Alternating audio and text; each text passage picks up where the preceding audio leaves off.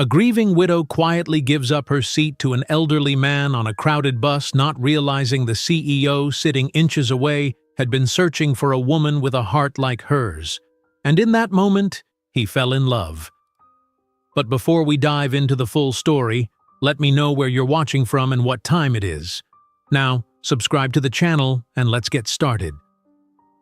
The rain poured mercilessly over the city, transforming the usually bustling streets into glistening rivers of rushing water. Eliza Parker stood at the bus stop, her black umbrella barely shielding her from the slanting rain.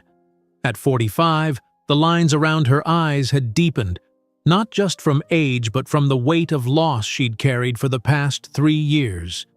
3 years since Michael's heart had given out unexpectedly one Sunday morning while they were planning their 20th anniversary trip.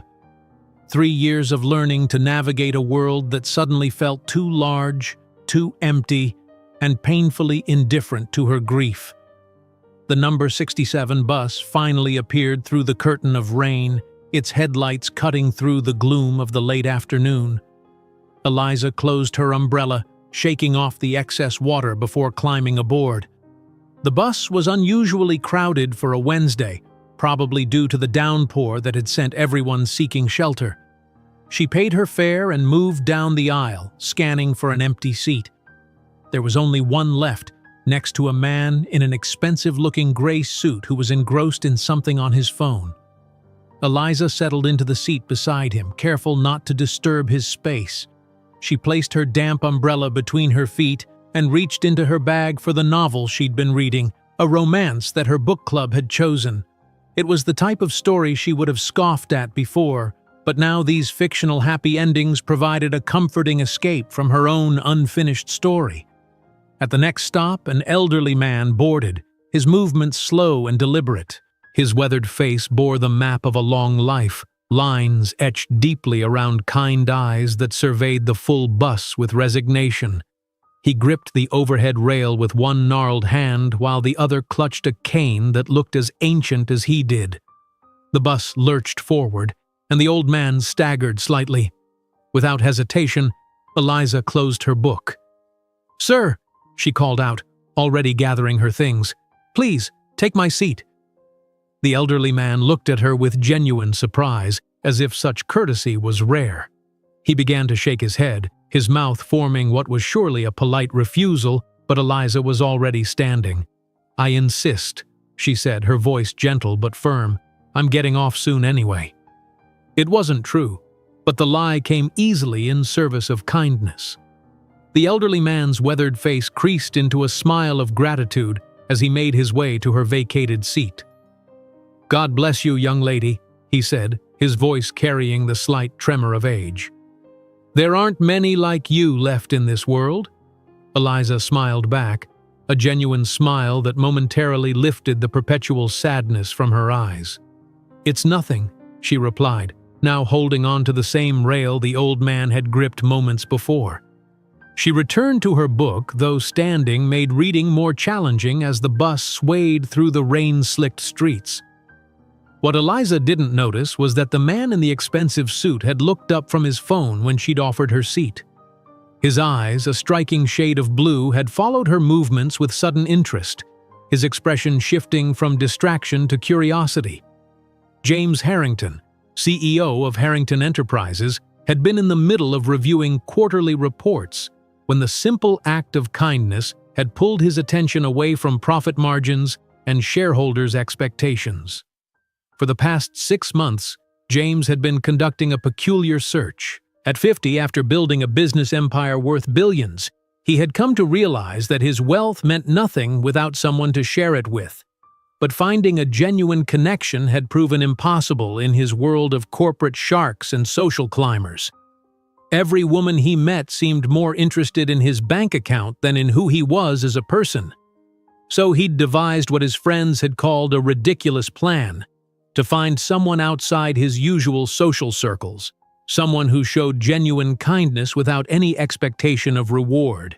He'd been riding public transportation, something he hadn't done since college, hoping to observe people in their natural environment, away from the influence of his wealth and status. After weeks of disappointing observations of people engrossed in their phones or deliberately avoiding interaction, he'd nearly given up. But now, watching Eliza standing there, absorbed in her book despite the discomfort, James felt a flutter of interest he hadn't experienced in years. It wasn't just her act of kindness. It was the understated grace with which she'd done it, expecting nothing in return. Even the way she now stood, swaying slightly with the motion of the bus, occasionally glancing up to check the stops, spoke of a quiet dignity he found immensely appealing. The bus hit a pothole, causing everyone to lurch. Eliza lost her balance momentarily, her book tumbling from her hands. Without thinking, James reached out and caught it before it hit the floor. Their eyes met as he handed it back to her. "Thank you," she said, a hint of color touching her cheeks. "My pleasure," James replied, his voice warm. "Jane Austen?" he added, noticing the cover. Eliza looked surprised. "Yes, Persuasion. Have you read it?" "A long time ago," he admitted, "though I remember thinking Captain Wentworth's letter was one of the most romantic things I'd ever read." Her eyes widened slightly, not expecting a man in a business suit to be familiar with Austen's work, much less to have an opinion on it. "It is rather wonderful," she agreed, a small smile playing at her lips. "You pierce my soul. I am half agony, half hope." "Tell me not that I am too late," James continued the quote, his eyes never leaving hers. For a moment, they were connected by the shared appreciation of words written 2 centuries ago. Then the bus jerked to another stop, breaking the spell. Eliza glanced out the window and realized they were approaching her stop. "This is me," she said, feeling an unexpected reluctance to leave. "Thank you again for saving my book." "Anytime," James replied, watching as she maneuvered toward the exit. He made a split-second decision. "Actually, would you—" But his words were lost in the noise of the bus and the shuffle of passengers. Eliza stepped off into the rain, quickly opening her umbrella.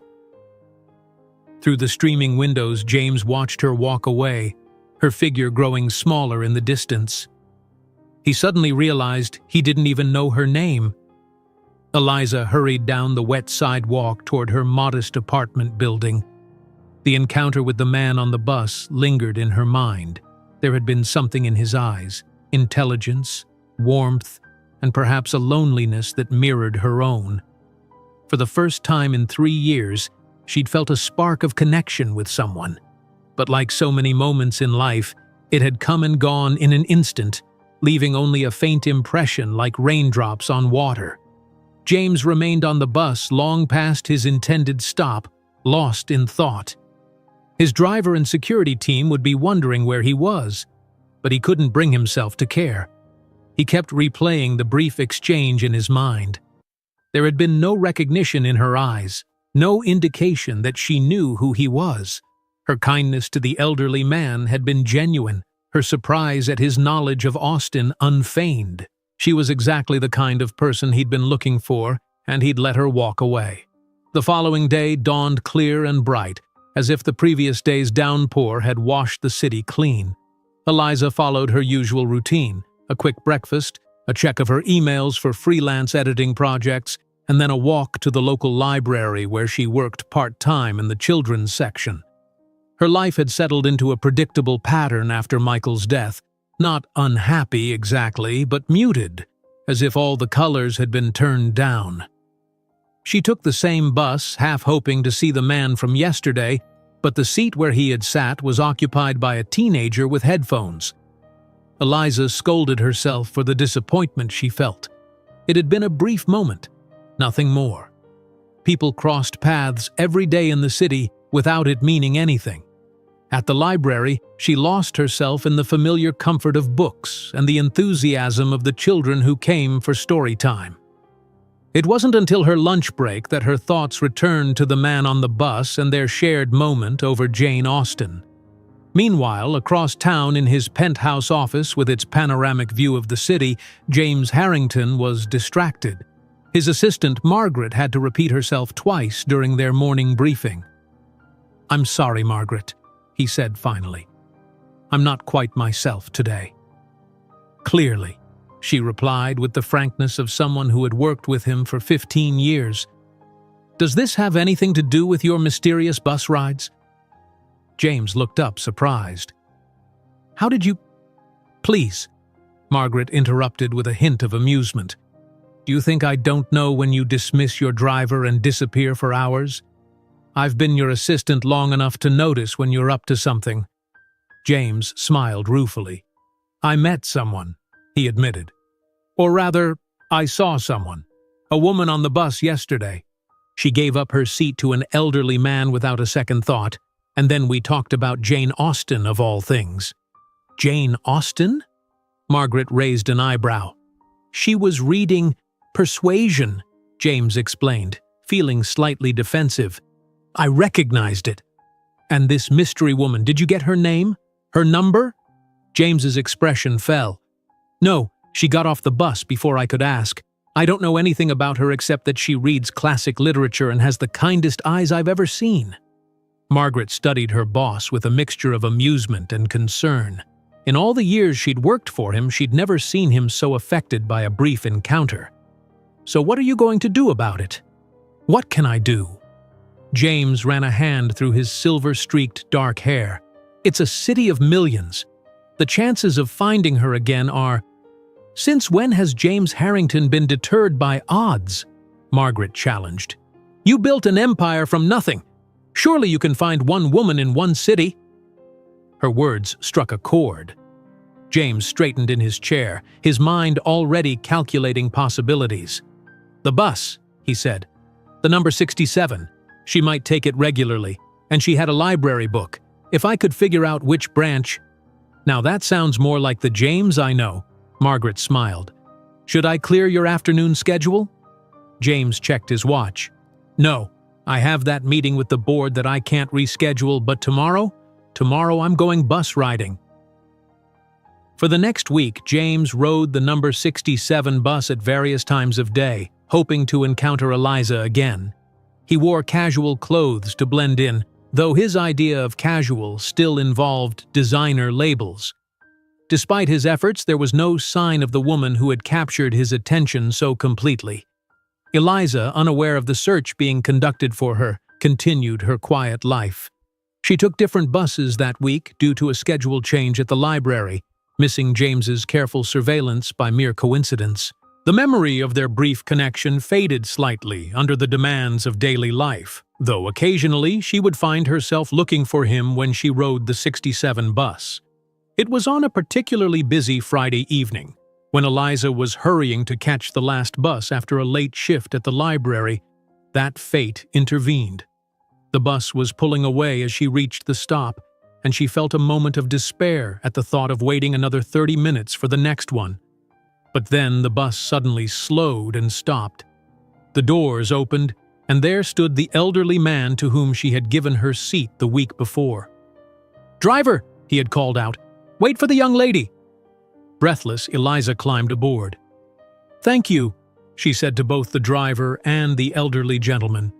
"I don't know if you remember me, but—" "Of course I remember you," the old man smiled. "Kindness leaves an impression, my dear. I'm Harold, by the way." "Eliza," she replied, returning his smile. "Eliza Parker." From his seat at the back of the bus, James Harrington looked up at the sound of her voice, hardly daring to believe his luck. After a week of searching, there she was, illuminated by the harsh fluorescent lights of the bus, more beautiful than he remembered. James's heart quickened as he watched Eliza thank the elderly man. Harold, she had called him. She hadn't noticed James yet, sitting in the back of the bus in his deliberate attempt to remain inconspicuous. For a moment, he hesitated. What if she thought he was stalking her? What if their brief connection had meant nothing to her? But then he remembered Margaret's words. Since when had James Harrington been deterred by odds?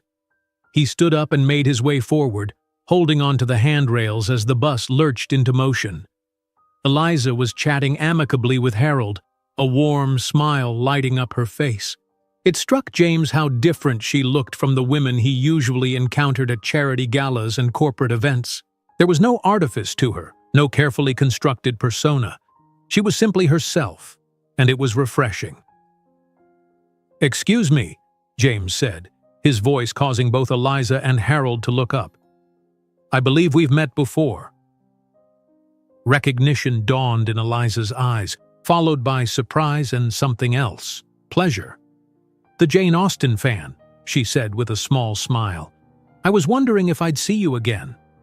James felt an absurd surge of joy at the idea that she had thought about him too. "I was hoping for the same," he admitted. "I'm James, by the way, James Harrington." "Eliza Parker," she replied, extending her hand. Her grip was firm and warm. Harold looked between them with the knowing smile of someone who had witnessed many such encounters in his long life. "You two know each other?" he asked. "We met briefly last week," Eliza explained, "when I gave you my seat." "Ah." Harold nodded, his eyes twinkling. "Then I'm responsible for your meeting. I should charge a matchmaker's fee." Eliza blushed, but James laughed good-naturedly. "I think I could manage that, sir," he said, reaching into his pocket for his wallet. Harold waved him off. "I'm joking, young man, though I wouldn't say no to a cup of coffee sometime." "Consider it done," James promised, then turned back to Eliza. "Actually, I was wondering if I could buy you a cup of coffee too. Or dinner, perhaps?" The directness of his invitation caught Eliza off guard. It had been so long since anyone had asked her out that she wasn't sure how to respond. I'm sorry," James backtracked, misinterpreting her hesitation. "That was too forward. We've barely met." "No, it's not that," Eliza assured him. "It's just, I haven't done this in a while. Dating, I mean." She twisted the wedding ring she still wore, a nervous habit she'd developed. "My husband passed away 3 years ago." James's expression softened with understanding. "I'm very sorry for your loss, Eliza." "Thank you," she said quietly. There was no pity in his eyes, just genuine empathy, and she appreciated that more than he could know. "And yes, I think I would like to have coffee with you." The smile that spread across James's face was boyish in its enthusiasm. "Wonderful. When would be convenient for you?" They exchanged phone numbers and agreed to meet the following afternoon at a cafe near the library where Eliza worked. As they talked, the bus continued its route through the city, the wheels splashing through puddles left over from the previous day's rain. Harold occasionally interjected with witty comments that made them both laugh, his presence easing any awkwardness that might have arisen. When it came time for Eliza to get off at her stop, James stood too. "I'll walk you home," he offered. "If that's all right." Eliza hesitated only briefly before nodding. "That would be nice. Thank you." They said goodbye to Harold, who winked at Eliza in a conspiratorial way that made her chuckle. The night air was cool and fresh as they stepped off the bus, the streets glistening under the streetlights. "I hope you don't think this is strange," James said as they walked side by side. "My being on the same bus again." Eliza glanced at him, curious. "Is it a coincidence?" James considered lying but decided against it. "Not entirely," he admitted. "I was hoping to see you again. I've been riding that bus all week." Instead of being alarmed, Eliza found herself touched by his persistence. "That's actually quite flattering, though you must have better things to do with your time." "Not really," James shrugged, "just running a multinational corporation." Eliza laughed, thinking he was joking, but something in his expression made her pause. "Wait, are you serious?" James nodded, somewhat reluctantly. He had enjoyed these few minutes of being just James, not James Harrington, CEO. "I'm the head of Harrington Enterprises," he said, watching her face carefully for the change that usually came when people learned who he was, the sudden calculation, the shift in behavior. But Eliza merely looked thoughtful. "Harrington, the company that's renovating the old waterfront area?" "Among other things, yes," James confirmed. "I read about that project. They're including a new public library, aren't they?" James nodded, surprised and pleased by her focus. Yes, that was my idea, actually. Libraries were a sanctuary for me as a child. For me too, Eliza said softly. That's why I work in one now, though it wasn't my original career plan. What was? James asked, genuinely interested. I was a book editor before. Before Michael died, Eliza explained. I still do freelance work, but I needed something more stable after, and I've always loved being around books and children. They had reached her apartment building, a modest but well-maintained structure in a quiet neighborhood. This is me, Eliza said, stopping at the entrance. James looked up at the building, noting its simplicity. It was a stark contrast to the luxury penthouse where he lived, but there was something inviting about it, something genuine, just like its inhabitant. Thank you for walking me home, Eliza said, feeling suddenly shy. It was my pleasure, James replied sincerely. I'll see you tomorrow, 2 o'clock at the Reading Room Cafe. Eliza nodded, a small smile playing at her lips. I'll be there. As she turned to go inside, James impulsively reached for her hand. Eliza, he said, his voice low. I'm really glad Harold made the driver wait for you tonight. Her smile widened, and for a moment, the sadness that usually shadowed her eyes lifted completely. Me too, James. Good night. Good night, Eliza. She entered the building and James stood there for a moment longer, watching as lights came on in what he presumed was her apartment. Then, with a lightness in his step that he hadn't felt in years, he pulled out his phone to call his driver. Eliza leaned against her closed door, her heart beating unusually fast. What had just happened? Had she really agreed to have coffee with a man she barely knew? A man who happened to be a CEO? It seemed surreal, like something out of one of the romance novels she'd been reading lately to escape her grief. She moved through her apartment, turning on lights and shedding her coat and bag. The space was comfortable but modest, filled with bookshelves and mementos from her life with Michael. Their wedding photo still held a place of honor on the mantel, Michael's kind eyes and warm smile frozen in time. Well, this is unexpected, she said aloud to the photograph. After Michael's death, she'd gotten into the habit of talking to him, finding comfort in the one-sided conversations. I met someone, Mike. I don't know if it will go anywhere, but he seems nice. The photo offered no response, just Michael's eternal smile. Eliza sighed and went to prepare for bed, her mind still whirling with thoughts of James Harrington and his surprising persistence in finding her again. The next morning, Eliza woke with a mixture of excitement and anxiety. She had a morning shift at the library which would keep her busy until it was time to meet James. As she got ready, she found herself putting more care than usual into her appearance, choosing a blue dress that Michael had always said brought out her eyes, and even applying a light touch of makeup.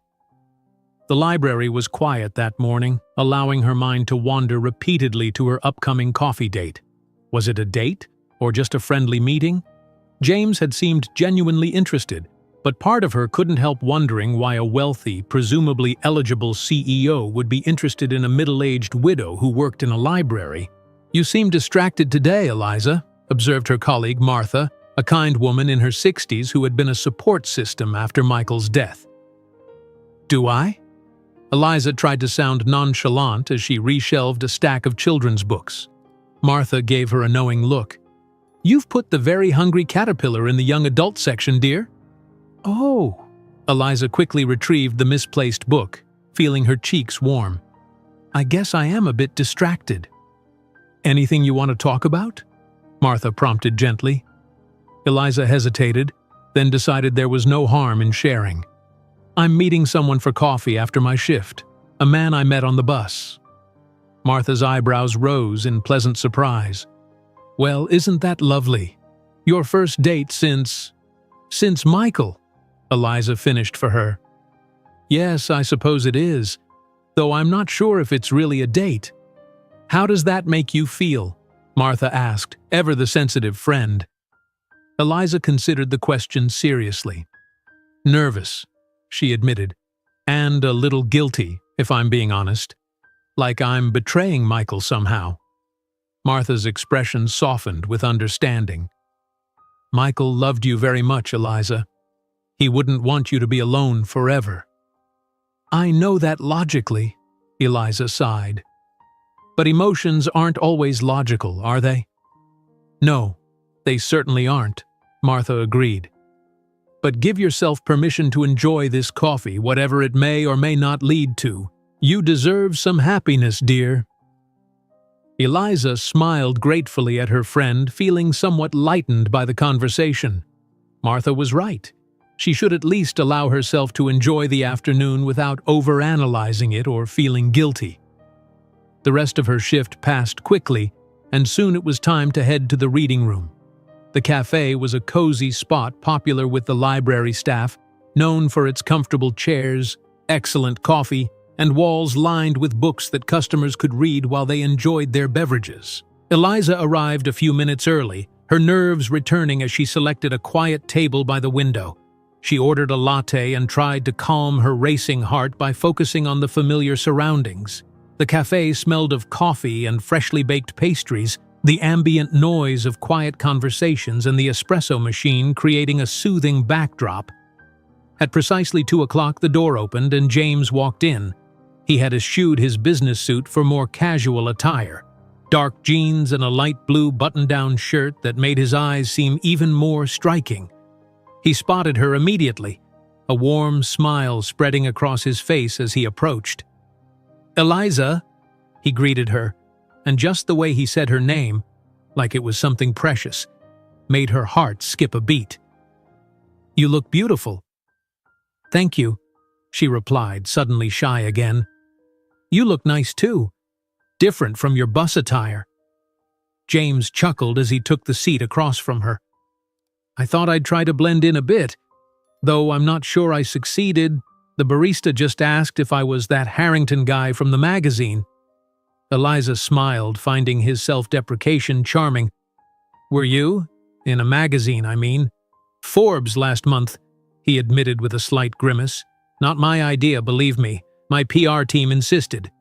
The barista approached their table, clearly flustered to be serving someone of James's status.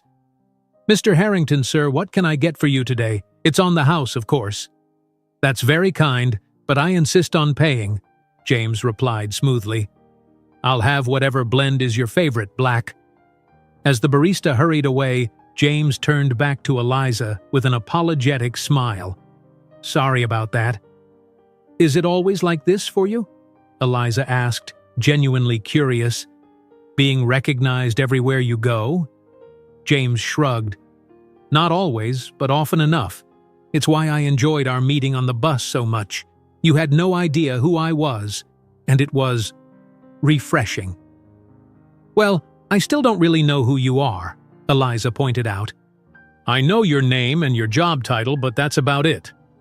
"Fair enough," James nodded, his blue eyes twinkling. "What would you like to know?" As the barista returned with James's coffee and a plate of complimentary pastries they hadn't ordered, Eliza considered her question. There were so many things she wanted to ask, but she settled on, "What makes James Harrington ride public buses when he could probably afford to buy the bus company?" James laughed, a genuine sound that transformed his face, making him appear younger and more carefree. "That's actually a very good question," he said, his expression turning more thoughtful. "The truth is I was looking for something. Or someone, I suppose." "On a city bus?"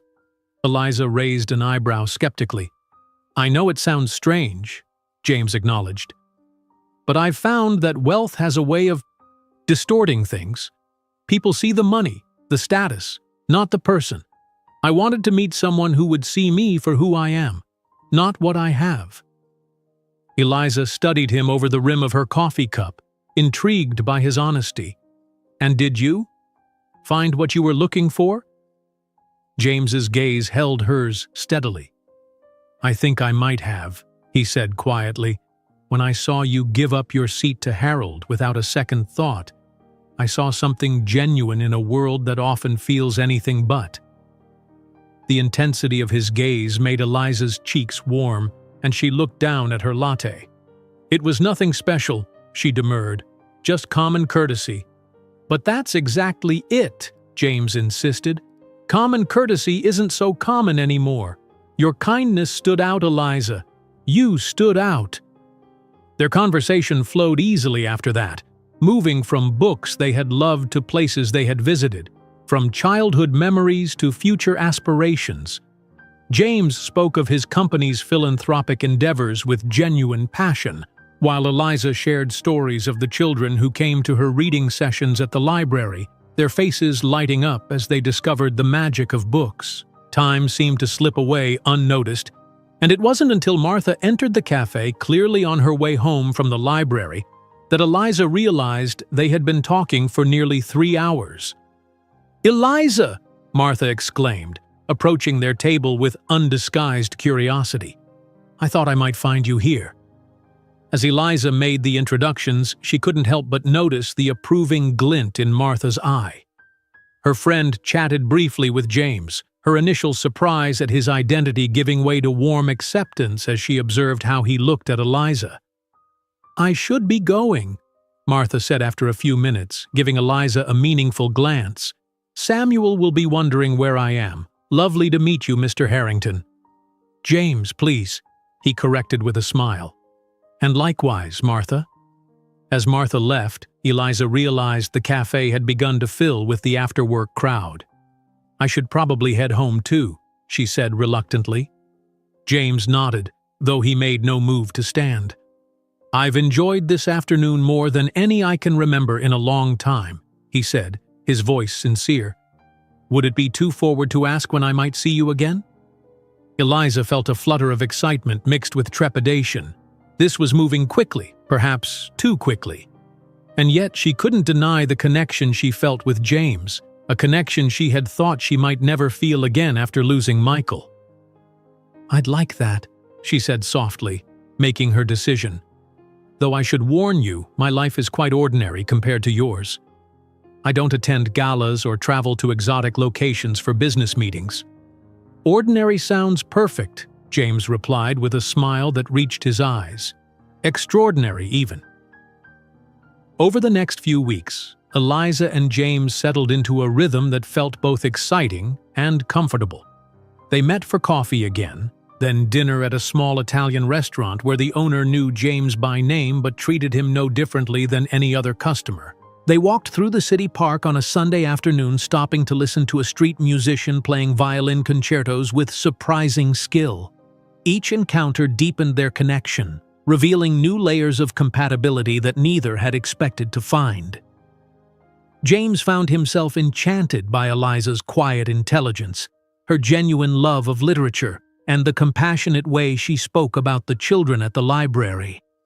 She wasn't impressed by his wealth or status. In fact, she seemed slightly uncomfortable when those aspects of his life came up. Instead, she was interested in his ideas, his passions, the projects that meant the most to him personally rather than financially. For Eliza, James was unlike anyone she had ever known. Despite his position and power, there was a vulnerability to him, a loneliness she recognized because she had carried the same weight after Michael's death. When James spoke about his childhood, raised by a single mother who worked 3 jobs to put him through college, his determination to make something of himself so she would never have to struggle again, Eliza saw beyond the polished exterior to the self-made man beneath. They had agreed to meet at the Botanical Gardens on this particular Saturday, a place Eliza had mentioned loving but rarely visiting due to the entrance fee. James had offered to pick her up in his car, but Eliza had gently declined, preferring to meet him there. It was one of the things he appreciated about her, her insistence on maintaining her independence despite the conveniences his wealth could provide. James arrived early, as was his habit in both business and personal matters. He found a bench near the entrance and sat down to wait, watching families and couples stroll by, enjoying the unusually warm autumn day. He was dressed casually again, khakis and a soft gray sweater that Eliza had once commented brought out the blue in his eyes. He smiled at the memory, still slightly amazed that he had reached a point in his life where a woman's casual remark about his appearance could affect his clothing choices. He spotted her approaching from the bus stop, her copper-colored hair catching the sunlight. She wore a simple green dress with a light jacket, a book tucked under her arm as always. The sight of her made his heart quicken in a way that no business deal or corporate victory ever had. "I hope you haven't been waiting long," Eliza said as she reached him, slightly breathless. James stood, resisting the urge to pull her into an embrace. They had not yet crossed that physical boundary, though he found himself increasingly wanting to. "Not at all," he assured her. "I was enjoying the people watching." They entered the gardens, James discreetly handling the admission fee despite Eliza's protest. "Consider it my way of supporting a cultural institution," he told her with a wink that made her laugh and relent. The botanical gardens were a hidden gem in the city, a sprawling oasis of carefully cultivated beauty. They wandered through the rose garden, the Japanese meditation space with its meticulously raked gravel, and the tropical greenhouse where exotic butterflies fluttered freely among vibrant flowers. "What's that book you're carrying?" James asked as they paused to rest on a bench overlooking a small pond where koi fish swam lazily among lily pads. Eliza glanced down at the volume she had been clutching. "Oh, this? It's a poetry collection. I'm helping a small publisher with some editing work, and they sent me a copy of their newest release." She handed it to him. The poet has an incredible voice, observant, tender, but with an edge of something almost savage at times. James leafed through the slim volume, reading a few lines here and there. "I haven't read much poetry since college," he admitted. "My life became consumed with spreadsheets and legal documents instead." "That's a shame," Eliza said softly. "Poetry has a way of distilling emotions and experiences to their essence.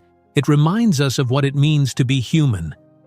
She hesitated, then added, "After Michael died, poetry was one of the things that helped me. Prose felt too expansive for the jagged edges of grief, but poetry somehow contained it, gave it shape."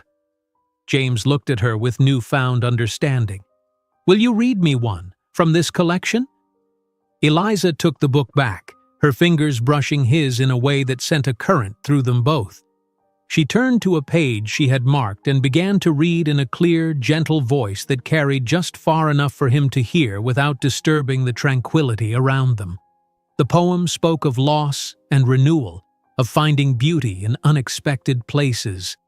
As her voice carried the words across the small space between them, James felt something inside him shift and settle, like a key turning in a long-rusted lock.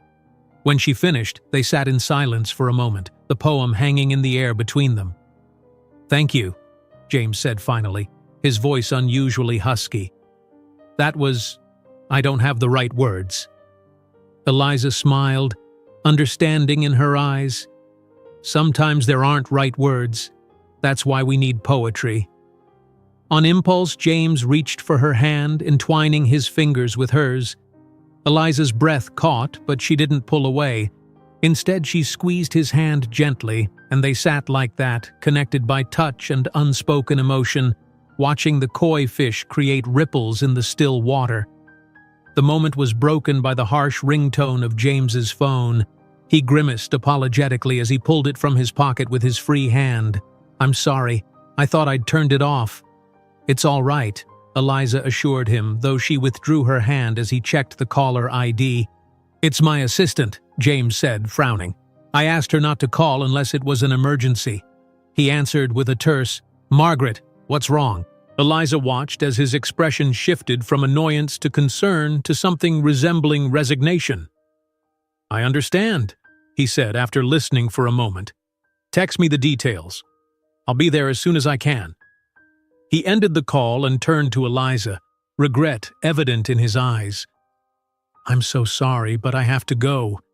There's a situation with one of our international projects that requires immediate attention." Eliza nodded, trying to hide her disappointment. "Of course, I understand." "I don't think you do," James said. running a hand through his hair in frustration. "I was really looking forward to spending the day with you. This isn't how I wanted things to go." "It's your work, James," Eliza said reasonably. "It's important."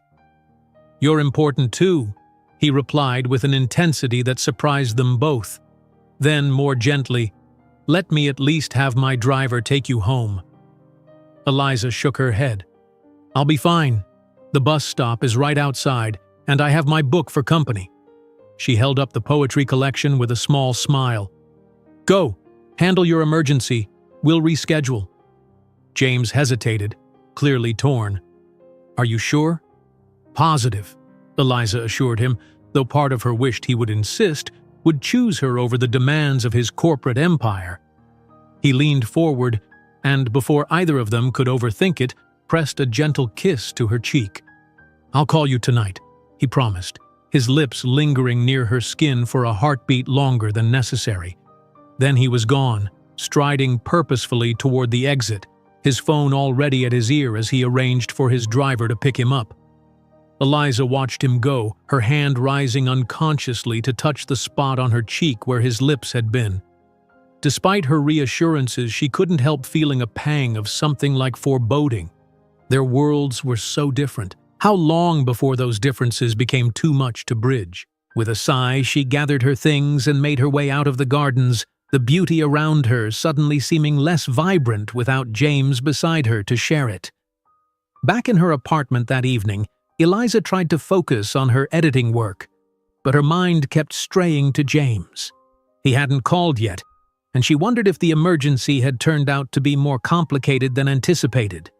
Or perhaps a small voice in her head suggested this was the beginning of the end, the moment when reality intruded on their bubble of connection and reminded them of why relationships between people from such different worlds rarely worked out. She was making tea when her doorbell rang. Surprised, she rarely had visitors, especially in the evening. She approached her door cautiously and checked the peephole. James stood there, looking somewhat disheveled, his tie loosened and his hair ruffled as if he'd been running his hands through it repeatedly. Eliza opened the door, unable to hide her surprise. "James? I didn't expect—" "I'm sorry I didn't call first," he interrupted, the words tumbling out as if he'd been rehearsing them. "I was in a meeting that went on forever, and then there were contracts to sign, and by the time I finished I realized I hadn't called you like I promised, and I couldn't stand the thought of just hearing your voice. I needed to see you, to explain in person why I had to leave so abruptly, to make sure you understand that it wasn't because I wanted to go." He finally paused for breath, looking at her with such earnest concern that Eliza felt her earlier doubts melting away. "James," she said softly, "it's okay. You don't have to explain." "But I do," he insisted, "because I don't want you to think that what's happening between us isn't important to me. It is. You are." He was still standing in the hallway, and Eliza suddenly realized how unusual this must look to her neighbors. The well-dressed, obviously wealthy man standing outside her modest apartment, speaking with such intensity. "Come in," she said, stepping aside. "I just made tea." James entered, glancing around her apartment with interest rather than judgment. Eliza watched him take in the bookshelves that lined almost every wall, the comfortable but well-worn furniture, the framed photographs that told the story of her life with Michael. She felt a momentary self-consciousness about the simplicity of her home compared to what must be the luxury he was accustomed to. But James seemed completely at ease, gravitating immediately to her bookshelves. "Your collection is impressive," he said admiringly, running his fingers along the spines. "First editions?" "Some," Eliza acknowledged, moving to the kitchen to prepare a second cup of tea. "Michael and I used to hunt for them in second-hand bookshops whenever we traveled. It became a kind of tradition." James nodded, his eyes landing on the wedding photo on the mantel. He studied it for a moment, his expression unreadable. "He looks kind," he said finally, "like someone who would appreciate poetry and hunt for rare books." "He was," Eliza confirmed, returning with 2 steaming mugs. Very kind, and patient, and funny in a quiet way that would sneak up on you. James accepted the tea with a grateful smile. Thank you for sharing that with me, for not hiding him away because I'm here. His perceptiveness touched Eliza deeply. So many people seemed uncomfortable when she mentioned Michael, as if her widowhood was a contagious condition or her continued love for her late husband somehow diminished any new connection she might form. But James understood that Michael was an integral part of who she was, not a chapter to be closed and forgotten. "I'm sorry again about today," James said after taking a sip of his tea. "The emergency was a construction collapse at one of our development sites in Singapore. No one was seriously hurt, thankfully, but there are legal implications, insurance concerns. It was genuinely something I couldn't delegate." "I never doubted that," Eliza assured him. "Your work is important, James. It affects people's lives. I would never expect you to neglect that responsibility." "But it's not just about responsibility," James admitted, setting down his mug. "My work has been my life for so long that the boundaries have blurred. I've never really had anyone who made me want to draw clearer lines between the two." He looked at her intently, and Eliza felt the weight of his unspoken meaning. "And now?" she asked quietly. "Now I find myself sitting in meetings, thinking about poetry and koi fish and the way your eyes crinkle at the corners when you smile," James said, his voice low and earnest. "Now I find myself resenting interruptions that take me away from you, even when I know they're important." He moved closer to her on the couch, close enough that she could smell his cologne mingled with the faint scent of the day's stress. "I know we haven't known each other long, Eliza, but I feel something with you that I've never felt before. A connection that goes beyond attraction or compatibility. It's as if—" He paused, searching for words. "As if we recognize each other," Eliza finished for him, understanding perfectly what he was trying to express. "As if we've been moving toward this intersection all along." "Exactly," James breathed, relieved at her comprehension. He reached for her hand, his thumb tracing gentle circles on her palm. "I don't want to rush you. I know you're still carrying Michael with you, and I respect that. I just wanted you to know where I stand, that I'm serious about exploring whatever this is between us." Eliza looked down at their joined hands, feeling both exhilarated and terrified by the possibilities opening before her.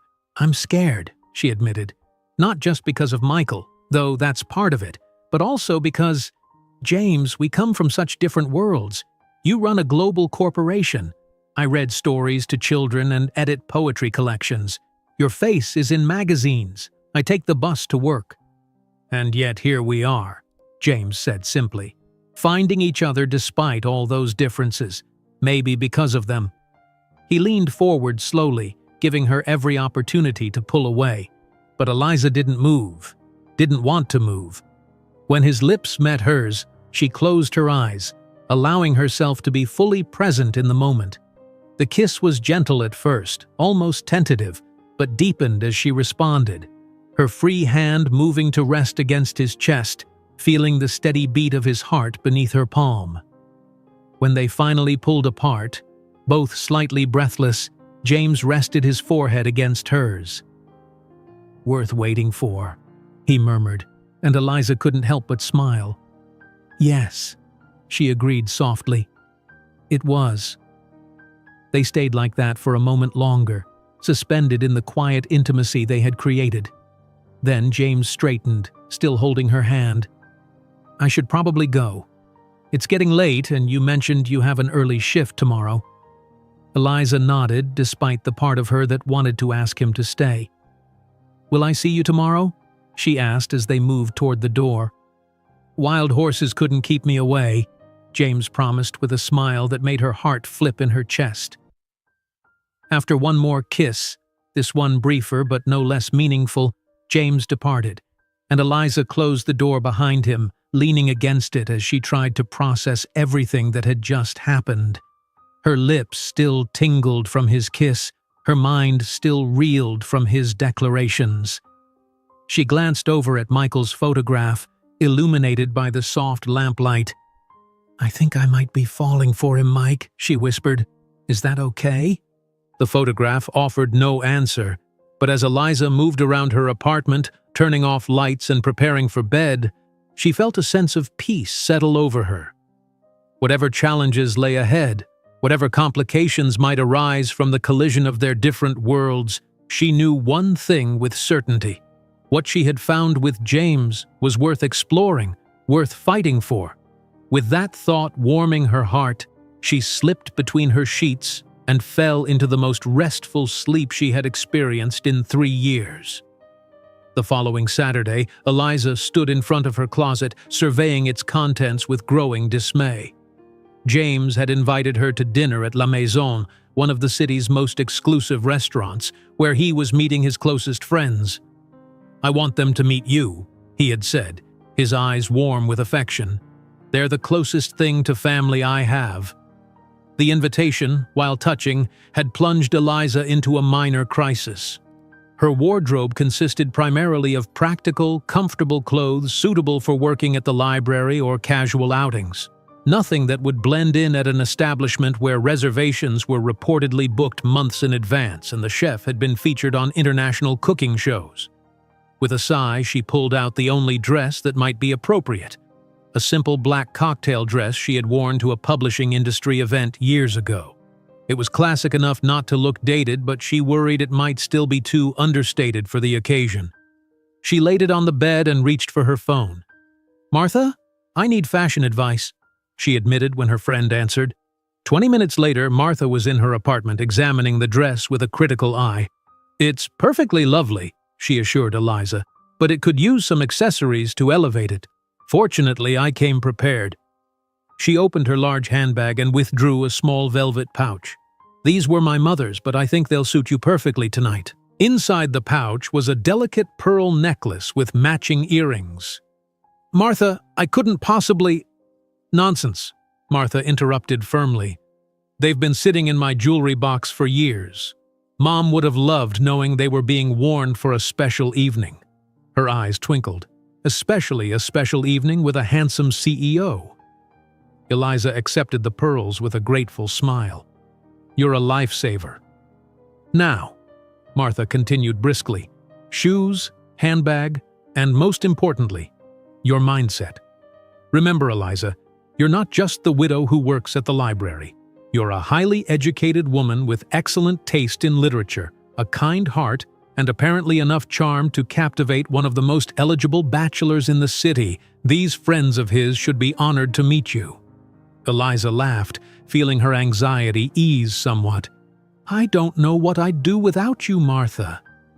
"Probably wear sensible shoes to a 5-star restaurant," Martha teased, eyeing Eliza's comfortable flats with mock horror.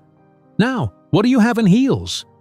By the time James's driver arrived to pick her up, a concession Eliza had finally made after realizing how difficult parking would be near the restaurant, she felt as prepared as she could be. The pearls gleamed softly against her skin, complementing the simple lines of the dress. Martha had helped style her hair in an elegant updo, and a touch of makeup enhanced her natural features without feeling overdone. The car that pulled up was not the ostentatious limousine she had half feared, but a sleek black sedan with tinted windows. The driver, a middle-aged man with a kind face, introduced himself as Richard and held the door open for her with old-fashioned courtesy. "Mr. Harrington is meeting you at the restaurant, Ms. Parker," he explained as she settled into the plush leather seat. "He asked me to apologize for not picking you up himself. A meeting ran long, but he's on his way now." The restaurant was even more intimidating up close. A converted historic mansion with ornate architecture and a red carpet leading to the entrance. A doorman in an impeccable uniform opened the car door when they arrived, and Richard gave her a reassuring smile as she emerged. "Enjoy your evening, Ms. Parker." Eliza took a deep breath and approached the entrance, where a host in formal attire greeted her. "Good evening, madam. Do you have a reservation?" "I'm meeting James Harrington," she said, pleased that her voice sounded steadier than she felt.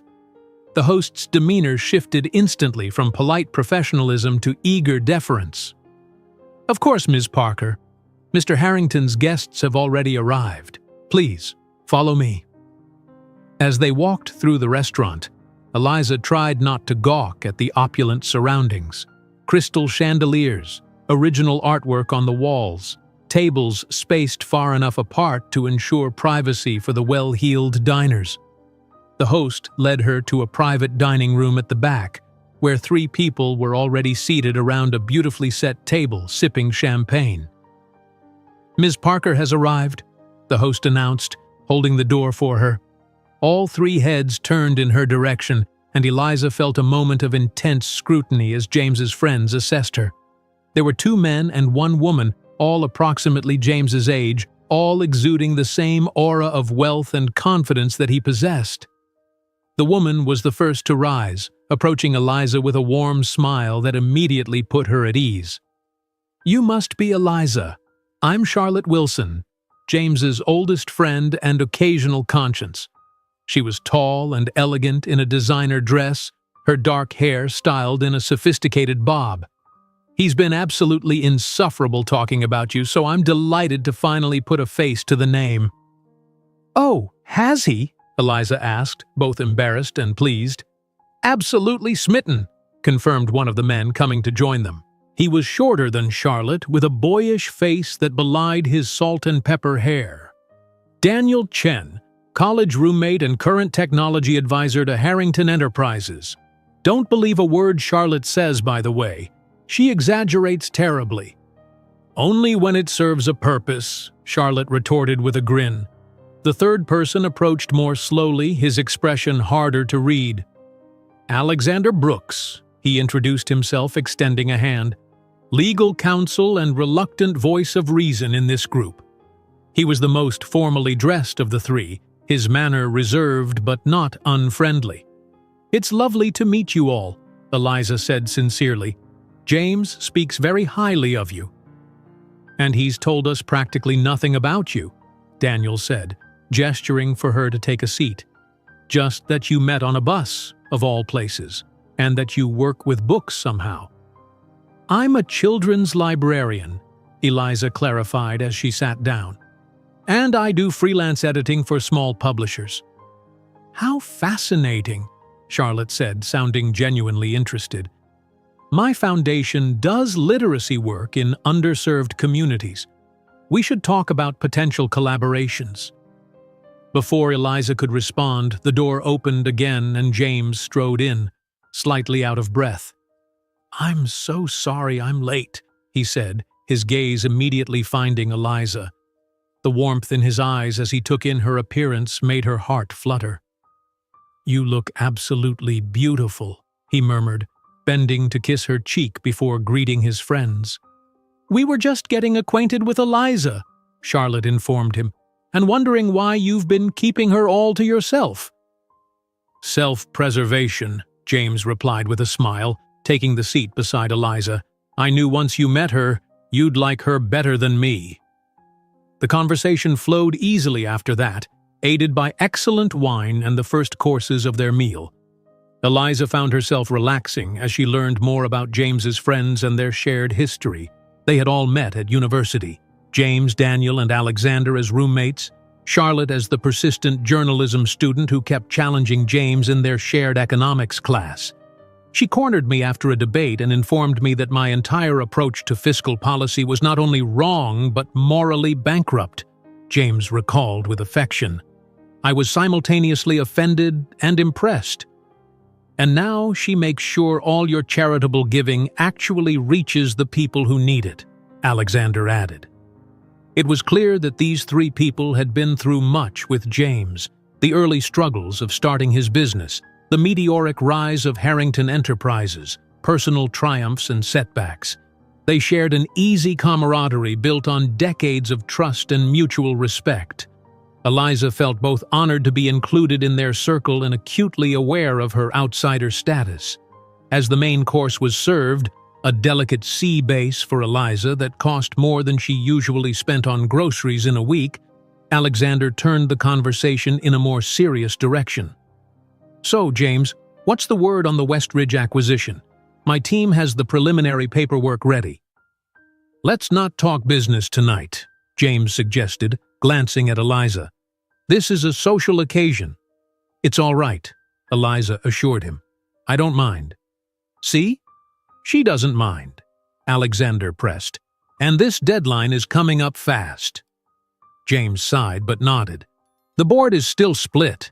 Harrison and his faction are concerned about the environmental implications, which, frankly, I share. The profit potential is significant, but not at the cost of our corporate values." "The remediation could be incorporated into the development plan," Charlotte pointed out. "My environmental consultants have some innovative approaches that might satisfy Harrison."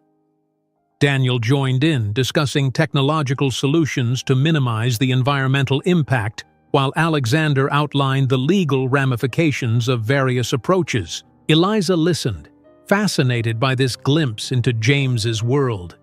He was clearly in his element, weighing complex factors with confident authority, yet still considering the human and environmental costs rather than focusing solely on profit. When there was a lull in the discussion, Charlotte turned to Eliza with a knowing smile. "And this is why we rarely get together without work creeping in. I apologize for the boardroom invasion of our dinner." "It's interesting," Eliza said honestly. "The scale of what you all deal with is so different from my world." "Speaking of your world," Daniel interjected, "James mentioned you have a particular interest in children's literacy. My daughter's school is looking for someone to revamp their library program. Would you be interested in consulting?" "Oh," Eliza blinked, surprised by the offer. "I'd be happy to help, but I'm not sure I'm qualified for a consulting role. I just read stories and help children find books they might enjoy." "Don't underestimate your expertise," James said, resting his hand on hers. "You understand what engages young readers in a way that most education consultants don't." "And Daniel's daughter attends West Hill Academy," Charlotte added. "Their resources are considerable." The prestigious private school's name made Eliza's eyebrows rise. "I see. Well, I'd certainly be willing to share my thoughts, though my experience is primarily with public libraries serving diverse communities." "Even better," Daniel nodded approvingly. "Fresh perspective. I'll have my assistant contact you." As the conversation shifted again, Eliza felt James squeeze her hand under the table. "You're doing wonderfully," he whispered. The dinner continued with dessert and coffee, the atmosphere growing more relaxed as the evening progressed. By the time they were preparing to leave, Eliza felt she had gained a much clearer understanding of James's life and the people who mattered most to him. Outside the restaurant, as they waited for their respective vehicles, Charlotte pulled Eliza aside. "I'm glad we finally met," she said warmly. "I haven't seen James this happy in, well, possibly ever." "He's very special," Eliza replied, meaning it. Charlotte's expression turned more serious. "He is, and his life is complicated in ways that can be challenging for relationships. But I think you might be good for him, Eliza Parker." Before Eliza could respond, James appeared at her side. "Are you two conspiring against me?" he asked lightly. "Always," Charlotte replied with a smile, kissing his cheek. "Lovely dinner, James. Don't be a stranger, Eliza." As Charlotte walked toward her waiting car, James turned to Eliza. "So, verdict?" "I like your friends," she said honestly. "They clearly care about you very much." "And they liked you," James assured her, his arm slipping around her waist. "Even Alexander, which is saying something. He usually takes months to warm up to anyone new." James's driver pulled up, and he held the door for Eliza. "May I see you home?" "I'd like that," she replied, sliding into the car. As they drove through the city, James kept hold of her hand, his thumb tracing absent patterns on her skin. "Thank you for coming tonight," he said quietly. "I know it wasn't your usual scene." "It was illuminating," Eliza acknowledged. "Your friends are impressive people." "They're the family I chose," James said. "After my mother died, they became my support system. Their approval means a lot to me, though I would have continued seeing you regardless." Eliza smiled at his determination. "Well, I'm glad I passed muster." though I did feel rather out of my depth at times. "You were perfect," James insisted. "Just being yourself. That's what I—" He broke off, seeming to reconsider his words. "That's what makes you special." They arrived at Eliza's apartment building, and James walked her to her door. In the dim hallway, he pulled her close, one hand cradling her face as he kissed her deeply. Eliza responded with equal fervor, her hands gripping the lapels of his jacket. When they finally parted, both slightly breathless, James rested his forehead against hers. "I'm falling in love with you, Eliza Parker," he whispered, his voice raw with emotion. "I think I have been since you gave up your seat on that bus." The words hung in the air between them, momentous and irreversible. Eliza's heart raced as she recognized the same feelings growing within her. Yet something held her back from echoing his declaration. Not doubt about her feelings, but fear of the complications their different worlds might bring. "James," she began, uncertainty clear in her voice. He pulled back slightly to look into her eyes, understanding in his gaze. "You don't have to say anything," he assured her. "I just wanted you to know where I stand. No pressure, no expectations." Relief washed over her alongside a rush of affection for this man who seemed to intuitively understand her hesitations. "Thank you," she said softly. "I feel so much. I just need a little time." "Time is something I can give," James promised, pressing a gentle kiss to her forehead. "Good night, Eliza." "Good night, James," she replied, watching as he walked back toward the elevator. Only when he had disappeared from view did she enter her apartment, her mind whirling with the events of the evening and the implications of James's declaration. Martha's pearls caught the light as she removed them carefully, placing them back in their velvet pouch. Tonight had been a glimpse into James's world, a world of wealth, influence, and high-stakes decisions, a world very different from her quiet life among books and children's laughter. Could those worlds truly merge? And if they did, would she still recognize herself in the new landscape they created together?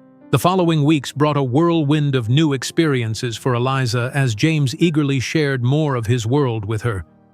There was the symphony, where they sat in a private box and he surprised her with his extensive knowledge of classical music. A charity gala where Charlotte served as chairperson, and Eliza wore a borrowed designer dress that made her feel simultaneously elegant and like an imposter. A weekend trip to a vineyard in the countryside where the owner greeted James like an old friend and gave them a personal tour of the cellars. Each new experience was exhilarating in its way, but also increasingly disorienting. Eliza found herself in settings she had never imagined accessing, meeting people whose names she recognized from news headlines, navigating social customs that were foreign to her middle-class upbringing. James was patient and attentive, always checking to ensure she was comfortable, but the stark differences in their worlds became more apparent with each passing day. It was a Tuesday morning at the library, during her weekly story time with the preschoolers, when Eliza felt most acutely the contrast between her life and James's. She sat cross-legged on the colorful carpet, a picture book open on her lap, surrounded by a semicircle of rapt 4-year-olds. She was in the middle of reading Where the Wild Things Are, doing all the voices that made the children giggle with delight when she noticed James standing at the back of the room. He was dressed more casually than usual in dark jeans and a gray sweater, trying to blend in with the parents who had brought their children. But there was something in his posture, in the way he held himself, that set him apart. His smile as he watched her was warm and genuine, full of admiration, yet Eliza couldn't help feeling as if two separate parts of her life had unexpectedly collided. She finished the story, led the children in a simple song about monsters, and then released them to the craft tables where Martha was helping them create their own wild things from paper plates and craft supplies. Only then did she approach James. "This is a surprise," she said, keeping her voice low to avoid disturbing the bustling activity. "A good one, I hope," he replied, bending to kiss her cheek. I was nearby for a meeting and thought I'd see you in your natural habitat." His eyes sparkled with genuine interest. "You're remarkable with them. They were completely spellbound." "Children are an easy audience if you know how to hold their attention," Eliza demurred, though she was pleased by his observation. "Would you like a tour of our humble library?" James nodded eagerly, and Eliza led him through the children's section with its bright murals and miniature furniture, then into the main library with its towering shelves and hushed atmosphere. She pointed out her favorite nooks and the new computer station that had been donated by a local business, a far cry from the state-of-the-art technology that James's company probably considered standard. "It's not much compared to what you're used to," she acknowledged as they completed the circuit. "But it means the world to the people in this community." "I can see that," James said thoughtfully. "And I can see why you love it here." He hesitated, then added, "Actually, I had another reason for stopping by today. I have a proposition for you." Eliza raised an eyebrow, intrigued. "Oh? Daniel's daughter's school is very interested in your consultation. In fact, they're hoping you might consider a more substantial role in revamping their entire literacy program. It would be part-time, allowing you to keep your position here, but—" He looked around the modest library. "The resources you'd have access to would be considerably greater." Eliza blinked, surprised by the offer. I'm flattered, truly, but I'm not sure I'm qualified for something so comprehensive." "You're more qualified than you give yourself credit for," James insisted. "Your understanding of what engages young readers, your passion for literacy, these are exactly what they're looking for. Just think about it. You could make such an impact." His enthusiasm was infectious, and Eliza found herself nodding. "I'll think about it," she promised. "But no pulling strings, James. If they're interested in me, it should be based on my merits, not because of us." "Of course," he agreed quickly. "Though I can't promise Daniel hasn't already sung your praises, he was quite impressed with you at dinner."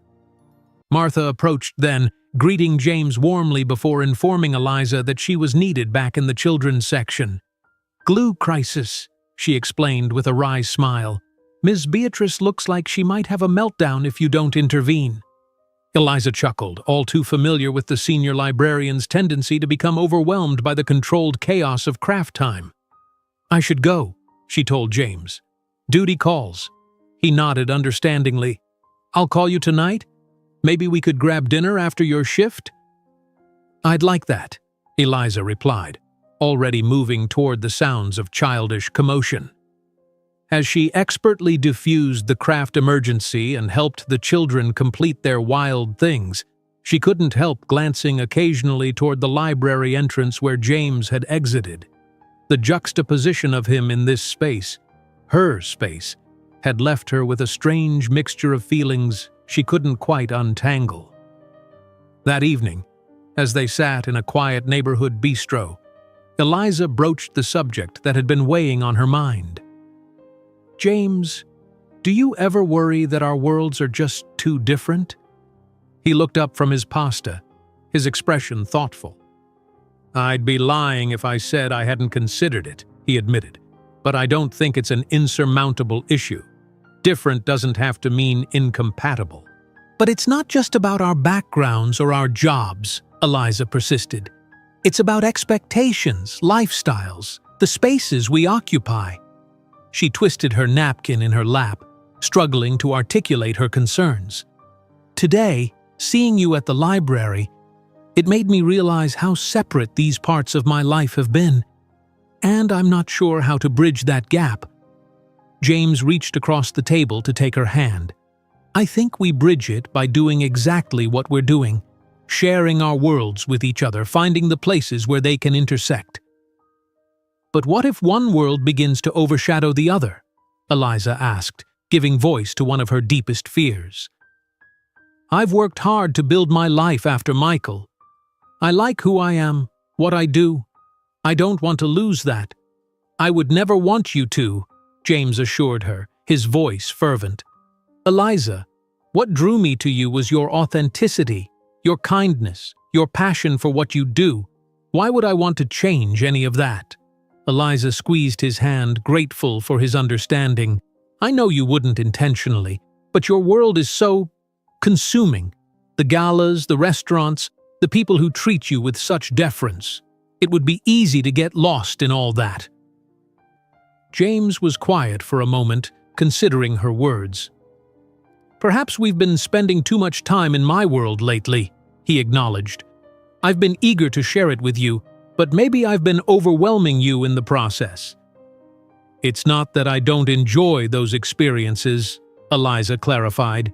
It's just that sometimes I feel like an observer rather than a participant, like I'm wearing a costume that doesn't quite fit. Then we should balance things better, James decided. More nights like this, he gestured to the unpretentious bistro around them, and fewer galas. More activities that are meaningful to you. I want to be part of your world as much as I want to share mine with you. His sincerity touched Eliza deeply. I'd like that, she said softly. And I have been thinking about the school consultation. If they're genuinely interested in my ideas, I'd be willing to meet with them. James's face lit up. That's fantastic. I'll let Daniel know. The rest of their dinner passed pleasantly, the tension eased by their honest conversation. When James drove her home later, he walked her to her door as he always did. Their goodnight kiss was tender and lingering, filled with the growing feelings neither could deny despite their concerns. I'm falling in love with you too, Eliza whispered against his lips as they parted. I've been afraid to say it, but it's true. The joy that bloomed on James's face was beautiful to behold. He pulled her close, burying his face in her hair. You've made me the happiest man in the city tonight, he murmured. Inside her apartment, Eliza leaned against the closed door, her heart full to bursting with conflicting emotions. Love, yes, powerful and undeniable, but also fear, uncertainty about the future, and the lingering question of whether two such different lives could truly become one without fundamental changes to either. 3 days later, Eliza found herself sitting across from the headmistress of West Hill Academy, trying not to be intimidated by the oak-paneled office and the distinguished-looking woman regarding her with keen interest. Your ideas about interactive storytelling and community engagement are quite refreshing, Ms. Parker, Dr. Eleanor Winters said, reviewing the notes she had taken during their discussion. Most of our consultants focus exclusively on technology and measurable outcomes, but your emphasis on fostering a genuine love of reading is exactly what I've been advocating for.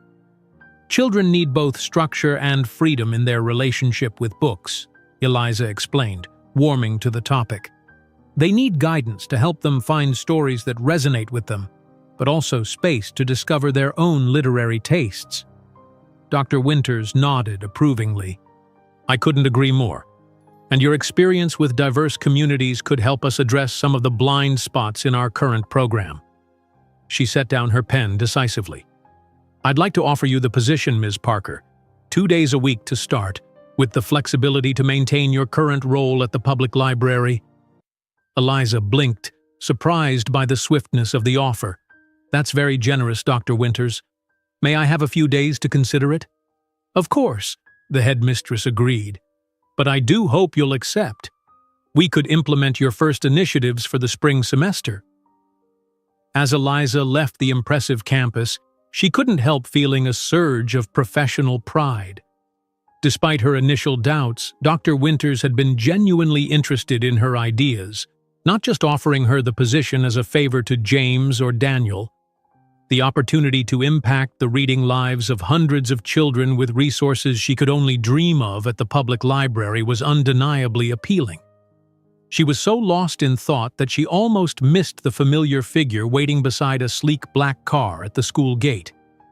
Alexander Brooks, James's serious-minded legal advisor, straightened when he spotted her. Ms. Parker, he greeted her formally. I hope you don't mind my meeting you here. I was at the school for a board meeting and thought I might offer you a ride. Eliza hesitated, surprised by the unexpected encounter. That's very kind, but I was planning to take the bus.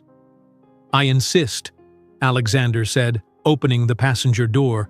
There are some matters I'd like to discuss with you if you don't mind." Curiosity overcame her reluctance, and Eliza slid into the luxurious car. Alexander joined her, instructing his driver to proceed before turning to her with an expression she couldn't quite read. "I understand Dr. Winters offered you the consultation position," he began.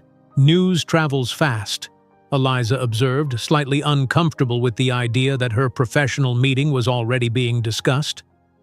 "West Hill is a small community in many ways," Alexander replied smoothly. "I serve on the board of trustees, as does Daniel. It's a natural nexus point for many of our circle."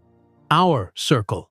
The phrase subtly underscored Eliza's outsider status. "I see," she said neutrally. "And what matters did you wish to discuss, Mr. Brooks?"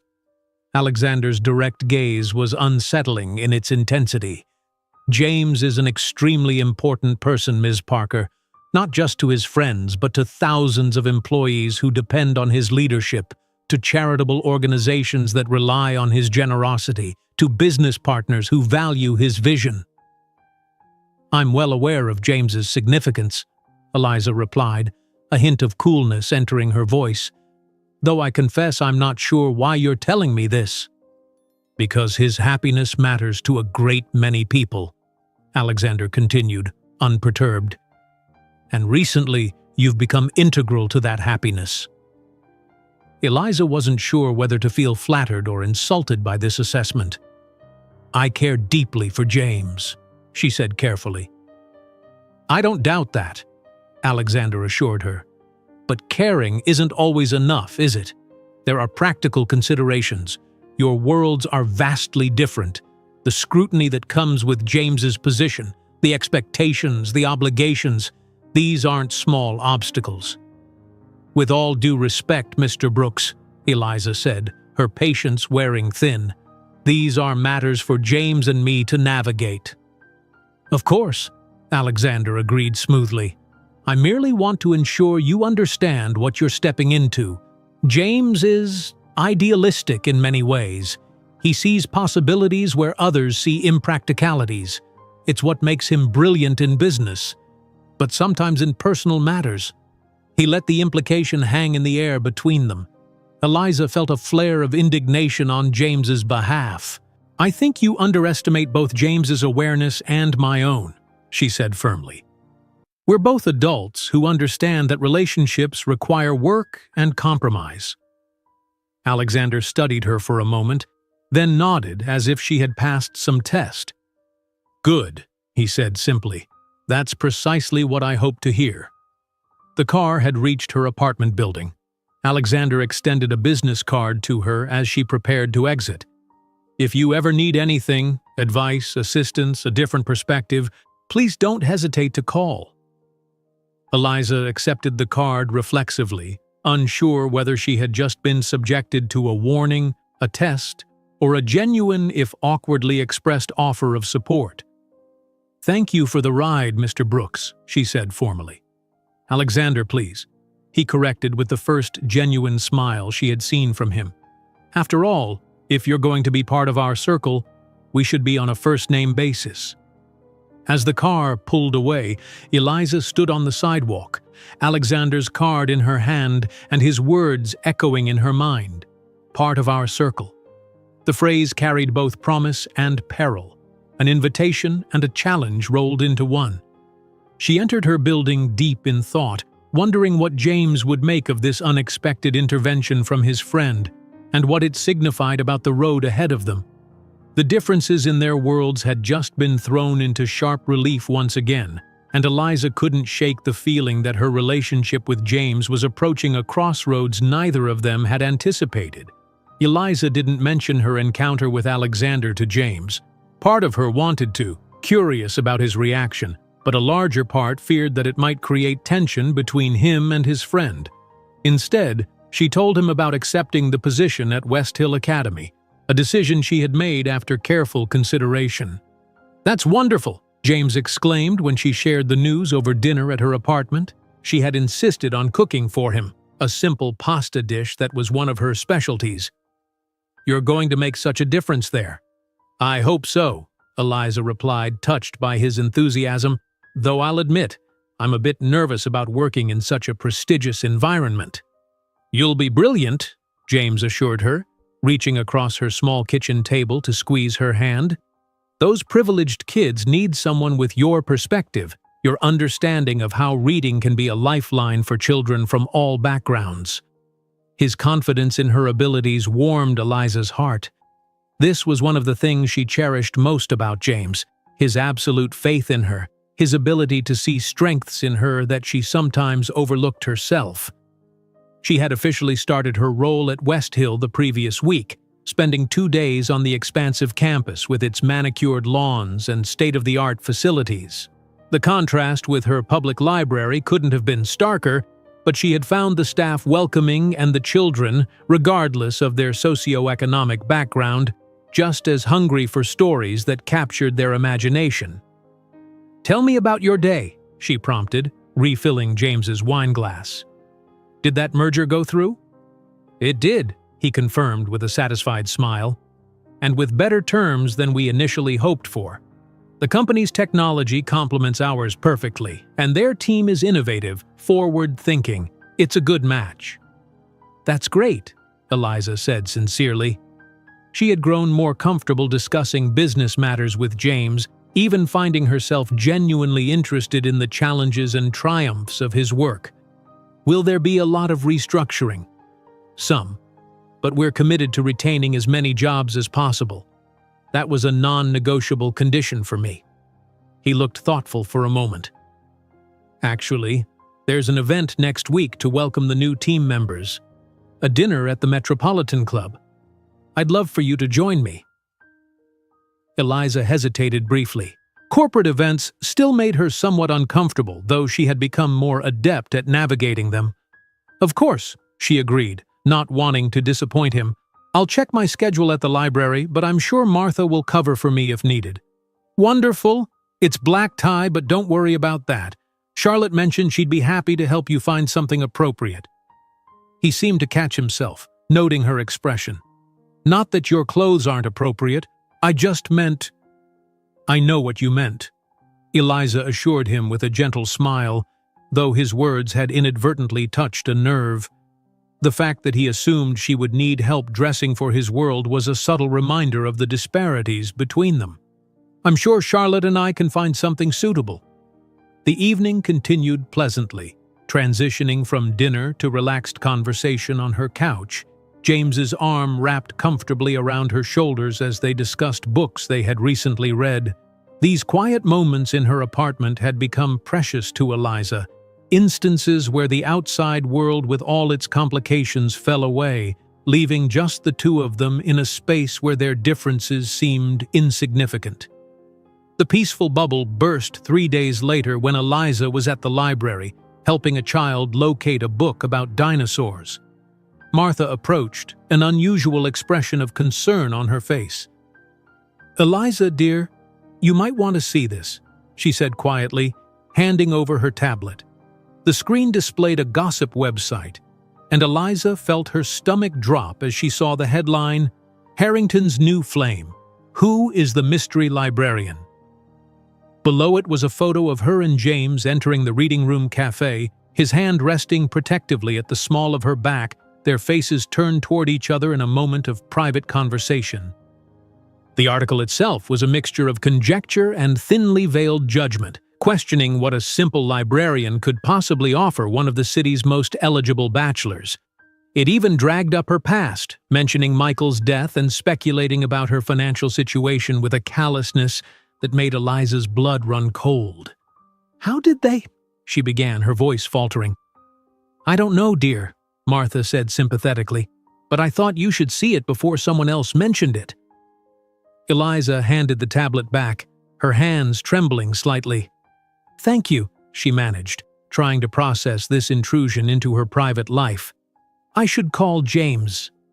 She retreated to the staff room, pulling out her phone with a sense of dread. Before she could dial, it rang, James's name appearing on the screen. "I just saw it," she said without preamble when she answered. "I'm so sorry, Eliza." James's voice was tight with anger. This is exactly the kind of vulture journalism I despise. My PR team is already reaching out to have it taken down, but the damage is done, Eliza finished for him, sinking into a chair. James, they mentioned Michael. They talked about his death like it was just a piece of gossip. I know, he said, his tone gentling. It's unforgivable. I promise you we'll address this. Are you okay? Do you want me to come to the library? Eliza took a deep breath, trying to steady herself. No, I'm fine. Just shocked. I never expected this kind of attention. I should have prepared you better, James said regretfully. This is part of my life.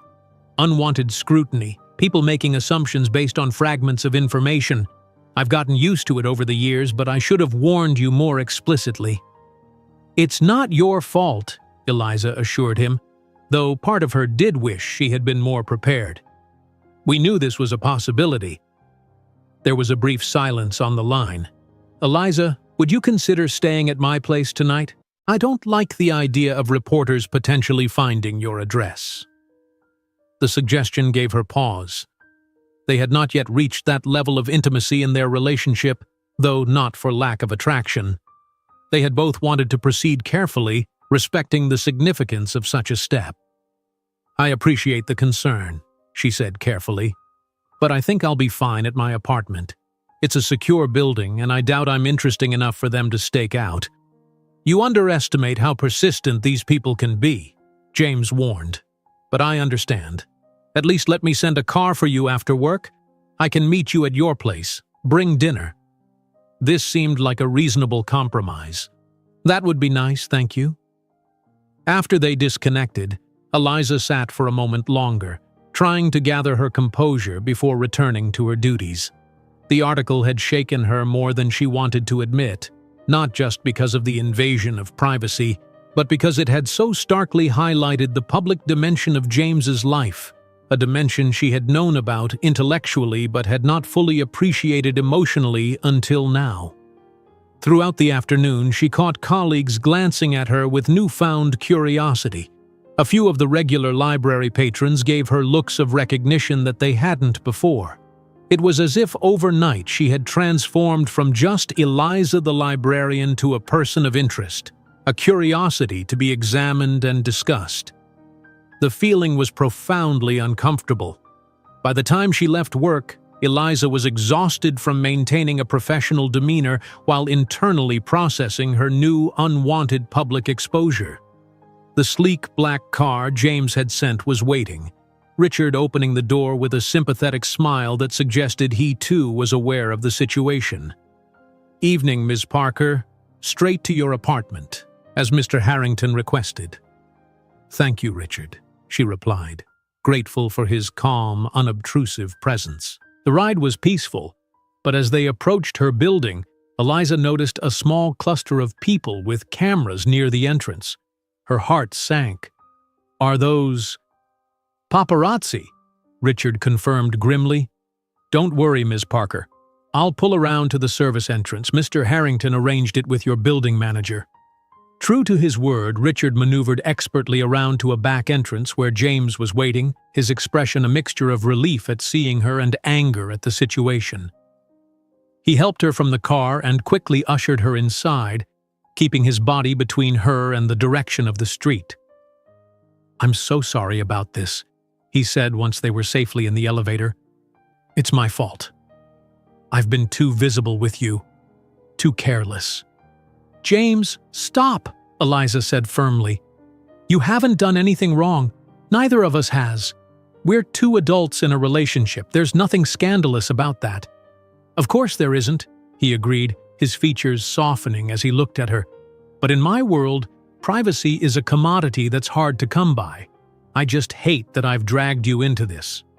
Inside her apartment, James had indeed arranged for dinner, a spread from one of Eliza's favorite local restaurants, along with a bottle of good wine. He had clearly made an effort to create a sense of normalcy amid the chaos. As they ate, he explained that his PR team had already issued a brief statement confirming their relationship but requesting privacy. "It won't stop the speculation entirely," he warned, "but it might reduce the frenzy a bit." "I hope so," Eliza said, pushing her food around her plate with less appetite than usual. James, I need to ask, is this what it's always going to be like? People with cameras following us, making up stories, invading our privacy? James sighed, setting down his fork. Not always, no. The interest will die down eventually, especially if we don't feed it with drama. But yes, there will always be some level of public scrutiny. It comes with the territory of who I am, the position I hold. Eliza nodded slowly, absorbing this reality. And what about when we go to that corporate dinner next week? Will there be photographers there too? Probably, James admitted. But they'll be official event photographers, not paparazzi. Still, images might make their way to the society pages, social media. I see, Eliza said quietly. Another dimension of his world she had to adjust to. Another way in which her private life would become incrementally less private. James reached across the table, taking her hand. If you're having second thoughts about attending, I completely understand. This has been a lot to process in one day. No, Eliza said with determination. I'm not going to hide or let these people scare me away from supporting you. I just need to adjust my expectations.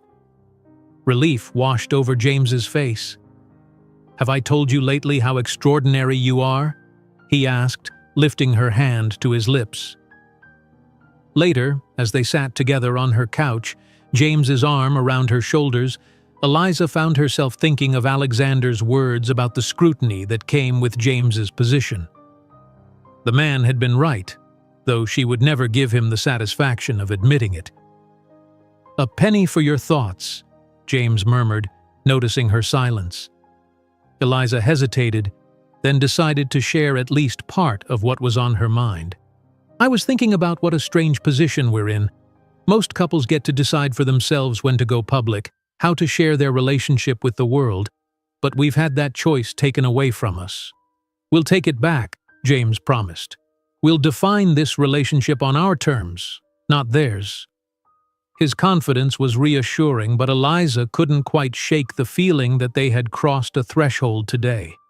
Their relationship was no longer just their own, it had become in some small way public property, subject to outside opinions and judgment. When James left that night, reluctantly but recognizing that they both needed space to process the day's events, Eliza stood at her window, watching his discreet exit through the service entrance where his driver waited.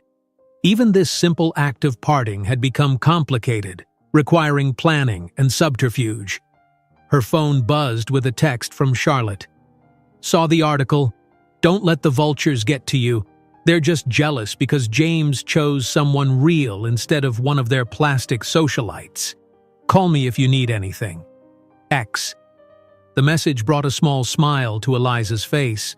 Despite her initial wariness, she had grown fond of Charlotte's directness and loyalty. She typed back a quick thanks, appreciating the support. Another text arrived, this one from Martha. Staff and regulars at the library are united in their outrage on your behalf. Mrs. Greenwood says she'll hit any photographer who bothers you with her handbag, and you know she carries that heavy one with the metal clasp. You are loved, dear.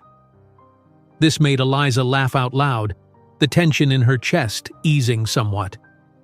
Yes, there would be challenges ahead as she and James navigated the public dimension of their relationship. But they also had allies, people who cared about them and would stand by them through the difficulties. As she prepared for bed, Eliza made a decision. She would not allow faceless strangers with cameras to determine the course of her relationship with James. She would not give them that power. Whatever came next, they would face it together, on their own terms.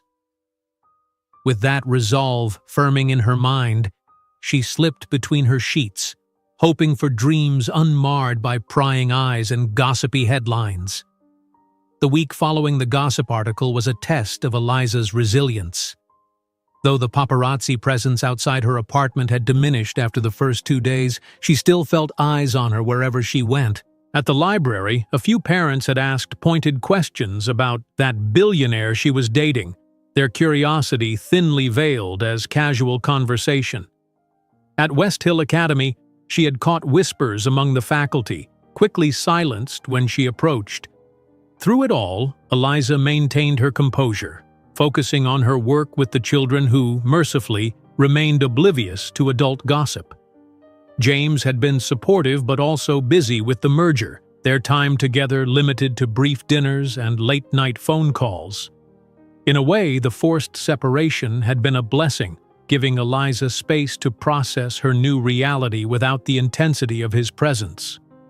Now, as she stood in Charlotte's expansive dressing room, surrounded by designer gowns Charlotte had called in for her to try, the full weight of the evening ahead settled on her shoulders. The corporate dinner at the Metropolitan Club would be her first official appearance as James's partner since the media exposure. "Stop overthinking, darling," Charlotte said, accurately reading Eliza's expression. "It's just dinner with a bunch of people who care far more about their stock options than who James is dating." "Except they'll all have read that article or ones like it," Eliza replied, running her fingers over the fabric of a midnight blue gown. "They'll be curious, making judgments." "Let them," Charlotte said with a dismissive wave. "Their opinions are irrelevant. What matters is that James adores you, and anyone who knows him can see how happy you've made him." Eliza smiled gratefully at Charlotte, whose friendship had become unexpectedly important to her. Despite their different backgrounds, they shared a love of literature, a direct communication style, and a protective instinct toward James. "Now, this one," Charlotte continued, holding up an emerald green dress with a classic silhouette, "would be absolutely stunning with your coloring. Sophisticated without trying too hard. Perfect for the corporate wife." She stopped abruptly, seeming to realize what she'd said. "Partner! I meant partner!" The slip hung in the air between them, its implications impossible to ignore. Corporate wife. Was that what she was auditioning for? The thought both thrilled and terrified Eliza. "Let me try it on," she said, deliberately sidestepping the awkward moment. The dress fit beautifully, the rich color complementing her copper hair and fair skin. As Charlotte helped with the zipper, Eliza studied her reflection, barely recognizing the elegant woman looking back at her. It wasn't just the dress. There was something different in her eyes, a new awareness, perhaps even a new confidence. "You look magnificent," Charlotte declared. "James won't be able to take his eyes off you." "Thank you for this," Eliza said sincerely. "Not just the dress, but everything. Your friendship, your guidance. It means a lot." Charlotte squeezed her shoulder gently. "That's what friends are for. And between us, you're the best thing that's happened to James in a long time. The first woman who sees him, not his bank account." When James picked her up that evening, his reaction to the dress was everything Charlotte had predicted. His eyes widened, a soft wow escaping his lips before he composed himself enough to speak properly. "You look absolutely beautiful," he said, taking her hand and spinning her gently to appreciate the full effect. "Green is definitely your color." "You clean up pretty nicely yourself," Eliza replied, admiring how handsome he looked in his tuxedo. Despite the weeks they had been dating, moments like these still had the power to leave her slightly breathless. The Metropolitan Club was even more imposing than Eliza had imagined. A historic building with soaring ceilings, marble columns, and an atmosphere that practically whispered of old money and power. As they entered the grand ballroom, Eliza felt the subtle shift in energy, heads turning to observe James Harrington and his now-known librarian girlfriend. James's hand pressed reassuringly at the small of her back as he guided her through the crowd, stopping frequently to introduce her to colleagues, board members, and business partners.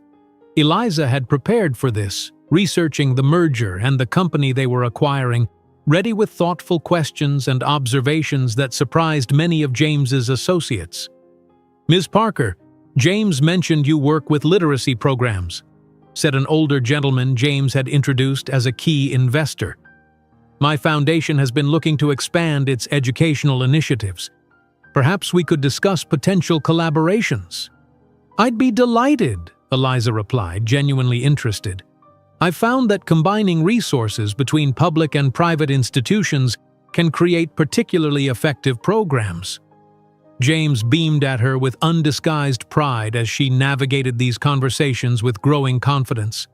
His thumb traced small circles on her back, a subtle gesture of support and affection that grounded her throughout the evening. Dinner was served at elaborately decorated tables, each seating 10 guests. James and Eliza were placed at the head table with the most senior executives from both companies. The conversation flowed from business to politics to art, with occasional personal questions directed at Eliza, which she fielded with as much grace as possible.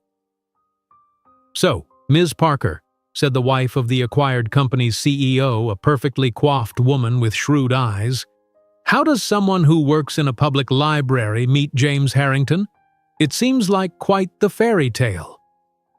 There was a subtle emphasis on public library that made the question feel like more than innocent curiosity. Eliza took a sip of her wine, aware of several pairs of eyes on her. "Actually, I gave up my seat to an elderly gentleman on the bus," she said truthfully. "James was sitting nearby.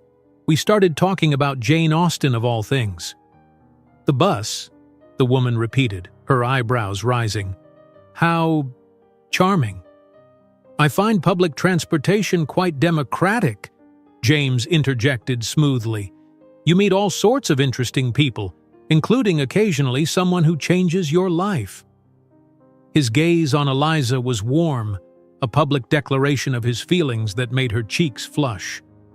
The conversation moved on, but Eliza could still feel the woman's assessing gaze. It wasn't hostile exactly, more calculating, as if trying to determine whether Eliza was a temporary diversion or a serious contender for a permanent place in James's life. After dinner came speeches, James delivering a charismatic address about the future of the merged companies that had the room hanging on his every word. Eliza watched him with a mixture of pride and fascination. This was a side of him she rarely saw, the commanding CEO, the visionary businessman whose decisions affected thousands of lives. He was magnetic, confident without being arrogant, passionate about his company's mission in a way that made even dry corporate jargon sound inspiring. As the formal part of the evening concluded and the gathering transitioned to cocktails and networking, Eliza found herself momentarily alone while James was deep in conversation with the CEO of the acquired company. She took the opportunity to slip away to the ladies' room, needing a brief moment of solitude to gather her thoughts. Standing before the ornate mirror, adjusting a strand of hair that had come loose, Eliza didn't immediately notice the woman who emerged from one of the stalls behind her. It was only when she spoke that Eliza recognized her. Vanessa Carmichael, James's former fiancée whose engagement had ended 2 years earlier, according to a detail in the gossip article Eliza had tried to forget. "So you're the librarian," Vanessa said, her tone neither friendly nor overtly hostile as she washed her hands at the sink beside Eliza. "I've been curious to meet you." Eliza turned, maintaining her composure despite the unexpected encounter. "Eliza Parker," she introduced herself, offering her hand. Vanessa dried her hands before accepting the handshake, her grip firm and cool. "Vanessa Carmichael, but I think you know that already." She was strikingly beautiful, with the kind of polished sophistication that came from a lifetime of privilege and the best finishing schools. "You've caused quite the stir in certain circles." "I wasn't aware I had that much influence," Eliza replied evenly. Vanessa smiled, a practiced expression that didn't reach her eyes. "James Harrington dating a librarian? Trust me, it's the most interesting gossip the country club has had in months." She reached into her clutch for a lipstick, applying it with precision. "You seem nice, Ms. Parker, different from his usual type." "I wasn't aware he had a type," Eliza said, increasingly uncomfortable with the conversation but unwilling to show weakness. "Oh, he does. Or did." Vanessa capped her lipstick, studying her reflection with critical eyes. "Ambitious, connected, familiar with his world. Women who understand the demands of his position, the expectations." She turned to face Eliza directly. It's not an easy role being with someone like James. The scrutiny never really ends.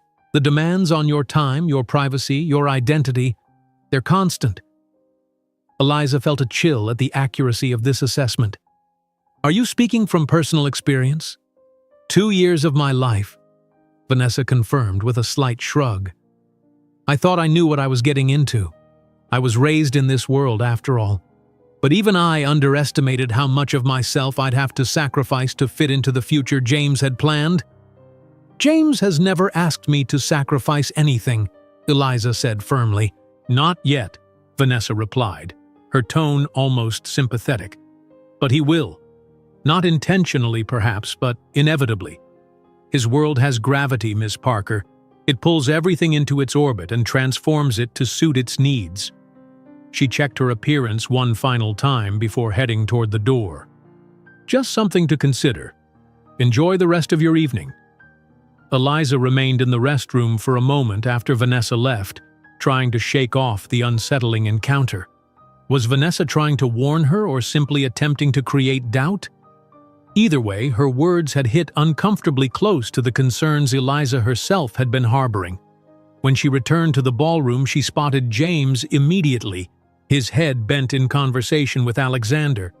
Something in their posture, the tension in James's shoulders, the tight set of Alexander's jaw, suggested the discussion wasn't entirely pleasant. As she approached, she caught the tail end of Alexander's statement. Need to consider the board's perspective. This sort of distraction right before the London expansion. He broke off as he noticed Eliza, his expression smoothing into polite neutrality. Ms. Parker, you look lovely this evening. Thank you, Alexander, she replied, looking between the two men with concern. Is everything all right? Perfectly fine, James assured her, though the strain around his eyes suggested otherwise. Just a small difference of opinion on a business matter. He placed his hand at the small of her back, a gesture that had become familiar and comforting. Are you enjoying yourself? It's been interesting, Eliza said diplomatically, deciding not to mention her encounter with Vanessa just yet. Your speech was impressive. I could see why everyone holds you in such high regard. James's expression softened at her praise. Thank you. That means a lot coming from you. Alexander excused himself to speak with another colleague, leaving them momentarily alone amid the crowded room. James used the opportunity to guide Eliza toward a quieter corner. I'm sorry if this evening has been overwhelming, he said, his voice low enough for only her to hear. I know it's a lot. The scrutiny, the questions, the politics. It's all right, Eliza assured him. It's part of your world, and I want to understand every aspect of your life. James studied her face, as if searching for signs of insincerity or strain. You're remarkable, you know that? Most people would be running for the hills after the week you've had. I'm made of sterner stuff, she replied with a small smile. Though I did have an interesting conversation in the ladies' room with Vanessa Carmichael. James's expression tightened. Vanessa is here? I had no idea she was invited. She had some insights to share about dating James Harrington. I can imagine, James said grimly. Eliza, whatever she said, it doesn't matter, Eliza interrupted gently. What matters is what's between us, not someone else's interpretation of it. Relief washed over his features, followed by something deeper, more profound. Have I told you that I love you? He asked softly. The words, though they had been implied in countless ways over the previous weeks, had not been spoken aloud since that night at her apartment door. Hearing them now in this crowded room that represented so much of what intimidated her about his world felt like an anchor in choppy waters. Not in so many words, she replied, her voice barely above a whisper. Then I've been remiss, James said, his blue eyes holding hers with an intensity that made the rest of the room fade away. I love you, Eliza Parker, not for how you fit or don't fit into this world. He gestured subtly at their surroundings, but for who you are. Your kindness, your intelligence, your quiet strength. The way you see me, not my position or my wealth."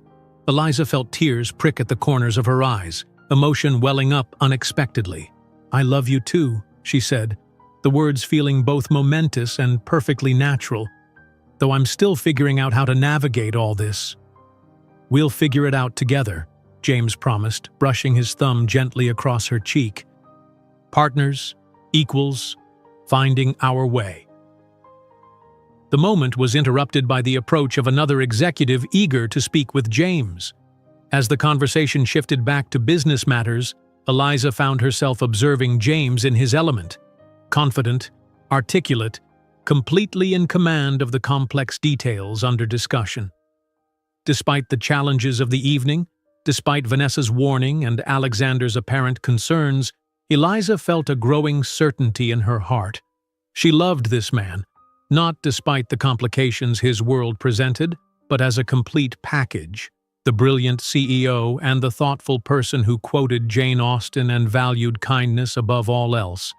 Whatever obstacles lay ahead, they would face them together. It wouldn't be easy merging their different worlds into a shared life, but tonight had shown her it was possible.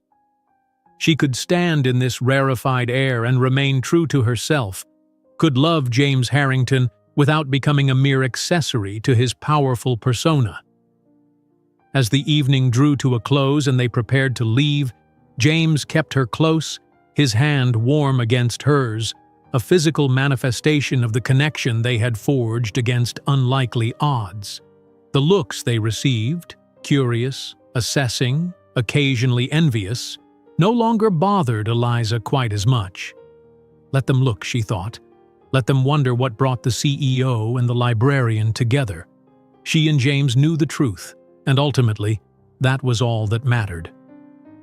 In the weeks following the corporate dinner, Eliza and James settled into a rhythm that blended their worlds with surprising ease. Weekday evenings often found James at Eliza's apartment, his laptop open as he finished urgent emails while she prepared simple meals in her tiny kitchen. Weekends might include a fundraising event from his world or a trip to the farmer's market from hers. They were building a shared life, piece by careful piece. Eliza's position at West Hill Academy had expanded beyond its initial scope, her innovative literacy program gaining attention not just within the school but in wider educational circles. Meanwhile, she maintained her role at the public library, refusing to abandon the community she had served for years despite the increasing demands on her time. The media interest in their relationship had faded to a manageable level. Occasional photographs when they attended public events, the odd reference in business profiles of James, but nothing that disrupted their daily lives. Eliza had even developed a cordial relationship with James's PR team, who appreciated her discretion and natural dignity. On this particular Sunday morning, they were enjoying a rare lazy day at James's penthouse apartment, a space Eliza had initially found intimidating with its floor-to-ceiling windows, museum-quality art, and cutting-edge technology that controlled everything from lighting to temperature with voice commands. Over time, however, she had begun to leave her mark on the sterile perfection. A throw blanket here, a stack of books there, small touches that made the space feel more lived in. James was reading the Sunday paper while Eliza finished her second cup of coffee, her legs tucked beneath her on the plush sofa. The domesticity of the moment struck her suddenly, how comfortable they had become in each other's spaces, how natural it felt to wake up beside him to share these quiet moments. "You're staring," James observed without looking up from his paper, a smile playing at the corners of his mouth. "Just appreciating the view," Eliza replied lightly. James set down the financial section, his expression turning more serious. "I've been thinking," he began, reaching for her hand. "You've been spending more and more time here. Half your wardrobe has migrated to my closet. Your favorite books are on my shelves." Eliza's heart skipped a beat, sensing where this conversation was heading. "That's true," she acknowledged cautiously. "What would you think about making it official? Moving in together?" James asked, his tone casual though his eyes revealed the importance of the question. This place is certainly big enough for both of us, and the commute to both the library and West Hill would be manageable. The prospect was both thrilling and daunting. Living together would be a significant step forward in their relationship, yet it would also mean leaving the apartment that had been her sanctuary after Michael's death, the space where she had rebuilt her life and found her independence. "I'm not suggesting you give up your apartment right away," James added, accurately reading her hesitation. "You could keep it for as long as you need, use it as an office or just a place to retreat when you need space." His consideration touched her deeply. "You'd be okay with that arrangement? It seems unnecessarily complicated." James shrugged, squeezing her hand gently. "What's important to me is that you feel secure, never trapped. I want you to move in because you want to share your life with me, not because it's more convenient or economical." "When you put it that way," Eliza said with a smile, "it's hard to say no." She leaned forward to kiss him softly. "Let me think about the logistics, but yes, I'd like to move in with you."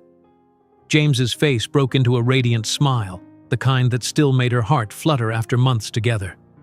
"Really? You're sure?" "I'm sure that I love you," Eliza said, cupping his face with her palm, "and I'm sure that I want to build a life with you. The details are just details." Their celebratory mood was interrupted by the insistent buzz of James's phone. He glanced at the screen with a frown. "It's Alexander. On a Sunday morning, it must be important." "V?" he answered with a terse, "What's happened?" Eliza watched as his expression transformed from mild annoyance to intense concentration. She could hear only James's side of the conversation, terse questions, muttered expletives, rapid-fire instructions. When he finally ended the call, his face was grim. "There's a situation with the London expansion. A key investor has pulled out unexpectedly, and there are rumors of regulatory issues we weren't aware of. I need to go into the office." "Of course," Eliza said, already rising to clear their coffee cups. "Do what you need to do." James stood, running a hand through his hair in a gesture of frustration she had come to recognize. "I'm sorry about this. I know we had plans for the day." "Plans can be rescheduled," Eliza assured him. "This sounds serious." "It is," James confirmed. "Potentially very serious. This expansion is crucial for our European strategy. If it falls apart..." He trailed off, already mentally shifting into crisis management mode. "Then you should focus on preventing that," Eliza said practically. "I'll head home, catch up on some work myself." James looked momentarily torn, then nodded. "I'll have Richard drive you, and I'll call as soon as I have a better handle on the situation." Within 30 minutes, James had transformed from the relaxed man reading the Sunday paper to the focused CEO, dressed in a perfectly tailored suit, his expression set in determined lines as he spoke rapidly on his phone while escorting Eliza to the waiting car. "I love you," he said, kissing her quickly before helping her into the vehicle. "And I promise I'll make this up to you." "There's nothing to make up," Eliza replied. "Go save your expansion. I'll be here when you're done." As Richard drove her back to her apartment, Eliza reflected on the sudden shift in their day. This was the reality of loving someone in James's position. Crises didn't respect weekends or personal plans. She understood that, accepted it as part of the package. Yet she couldn't help feeling a twinge of something like loneliness at how quickly their intimate morning had been replaced by corporate urgency. The London crisis proved more severe than initially thought. What was supposed to be a few hours of James's Sunday expanded into days of intense negotiations, emergency board meetings, and sleepless nights. Eliza saw him only in brief intervals, late-night visits where he was too exhausted for real conversation, early morning coffees before he rushed back to the office. On the fourth day of the crisis, Eliza was at West Hill Academy, meeting with teachers about implementing the next phase of her literacy program when her phone vibrated with a text from James. "Need to fly to London tonight. Regulatory situation requires in-person handling. Will call when I can. I'm so sorry." Eliza stared at the message, a hollow feeling settling in her stomach. It wasn't the trip itself that bothered her. She understood the necessity, but the growing distance she felt, not just physically, but emotionally. James had been so consumed by the crisis that they'd barely spoken about anything meaningful in days, certainly not about their plans to move in together or anything beyond the immediate business emergency. "Everything all right?" asked Dr. Winters, noticing Eliza's distraction. "Just a change of plans," Eliza replied, tucking her phone away. "Where were we?" She focused on the meeting with professional determination, but part of her mind remained on James, flying across an ocean, pulled further into a world where she had no place, no role to play. That evening, alone in her apartment, Eliza tried to lose herself in a book, but the words refused to hold her attention. The phone call she had been hoping for came just after midnight, James's voice sounding tired but resolute. "I've just landed," he said. "It's absolute chaos here. The Regulatory Commission has concerns about market monopoly, and our primary UK investor is getting cold feet because of Brexit uncertainties." "How long do you think you'll need to stay?" Eliza asked, pulling her blanket tighter around her shoulders. "That's actually what I wanted to talk to you about," James said hesitantly. "This isn't going to be resolved quickly. I'm looking at 2 weeks minimum, possibly longer." "I see," Eliza said, trying to keep disappointment from coloring her tone. "Well, you'll do what needs to be done. That's who you are." There was a pause on the line. "I was hoping you might consider joining me," James said finally. "Not right away. I'll be in meetings constantly for the first week, but after that, London is beautiful in the fall. We could have some time together in between my obligations." The invitation surprised her. "What about my work? The library? West Hill?" "It would just be for a week or so," James said. "Surely they could manage without you for that long? I've already checked with Margaret about arranging the flights, accommodations. All you'd need to do is say yes." Eliza felt a flicker of irritation at his presumption, coupled with guilt for feeling that way when he was clearly trying to include her.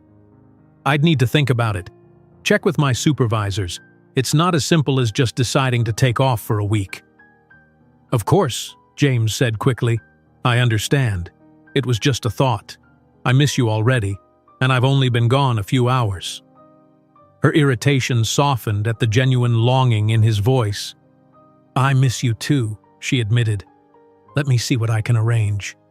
They spoke for a few minutes more before James had to go, another crisis meeting before he could even check into his hotel. After they disconnected, Eliza sat in the quiet of her apartment, torn between competing emotions.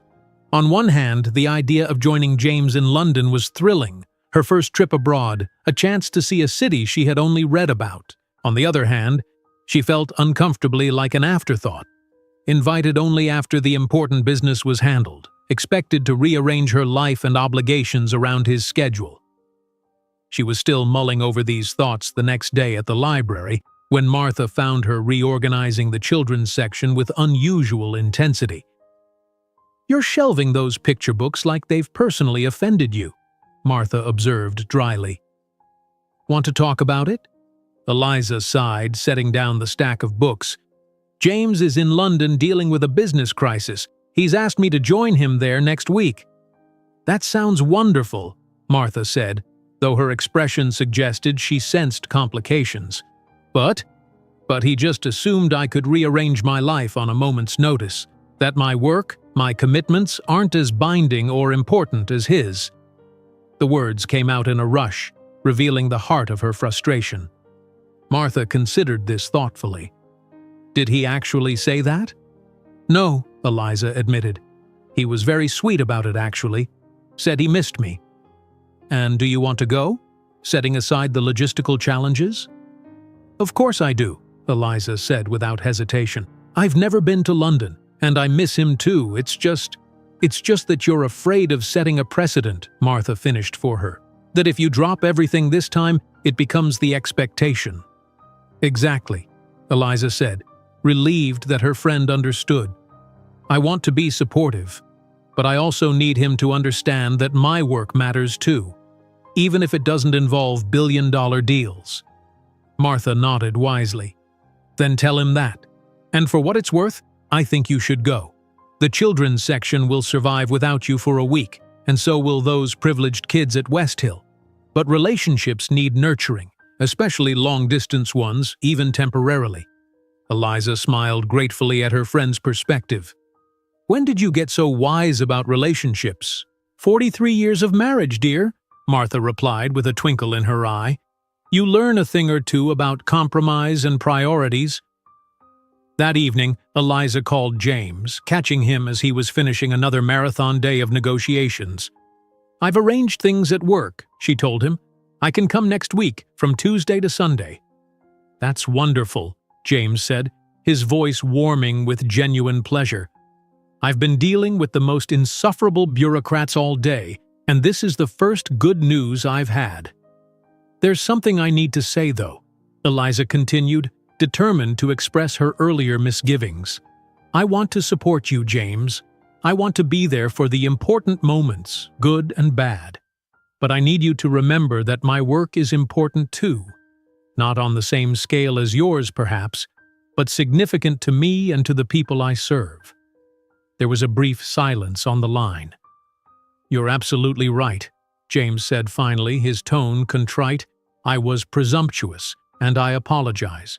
Your work is important, and I should have approached this as a conversation, not a foregone conclusion." His willingness to acknowledge her concern without defensiveness reaffirmed what Eliza loved about him. "Thank you for understanding," she said softly. "Now tell me what I should pack for London in the fall." The conversation shifted to lighter topics: weather forecasts, tourist attractions they might visit, the elegant hotel suite James had arranged. By the time they said goodnight, Eliza felt more settled, more confident in their ability to navigate the complexities of their different worlds and responsibilities.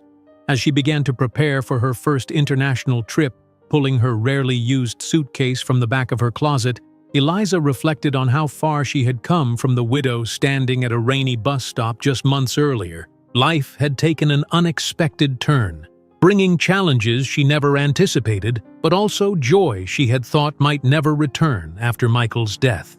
Whatever awaited her in London, whatever awaited them as a couple navigating these uncharted waters, she would face it with an open heart and clear eyes, determined to find that elusive balance between supporting James's dreams and honoring her own. The private jet was nothing short of luxurious, with buttery leather seats, polished wood accents, and a flight attendant who treated Eliza like visiting royalty. Despite James's assurance that this was simply the most practical way to get her to London, the company plane was already making the trip to bring over additional executives. Eliza couldn't help feeling like an imposter in this rarefied world of extreme privilege. "Ms. Parker, we'll be landing at Heathrow in approximately 30 minutes, the attendant informed her with a warm smile. "Mr. Harrington has arranged for a car to meet you at the private terminal." "Thank you," Eliza replied, setting aside the novel she'd been attempting to read. Her mind was too full of competing emotions to focus on fictional characters. Excitement at seeing James after a week apart. Anxiety about navigating yet another aspect of his world that was completely foreign to her. Lingering concern about how easily her professional responsibilities had been set aside to accommodate his needs. The London sky was overcast as the plane began its descent, the sprawling city gradually coming into view.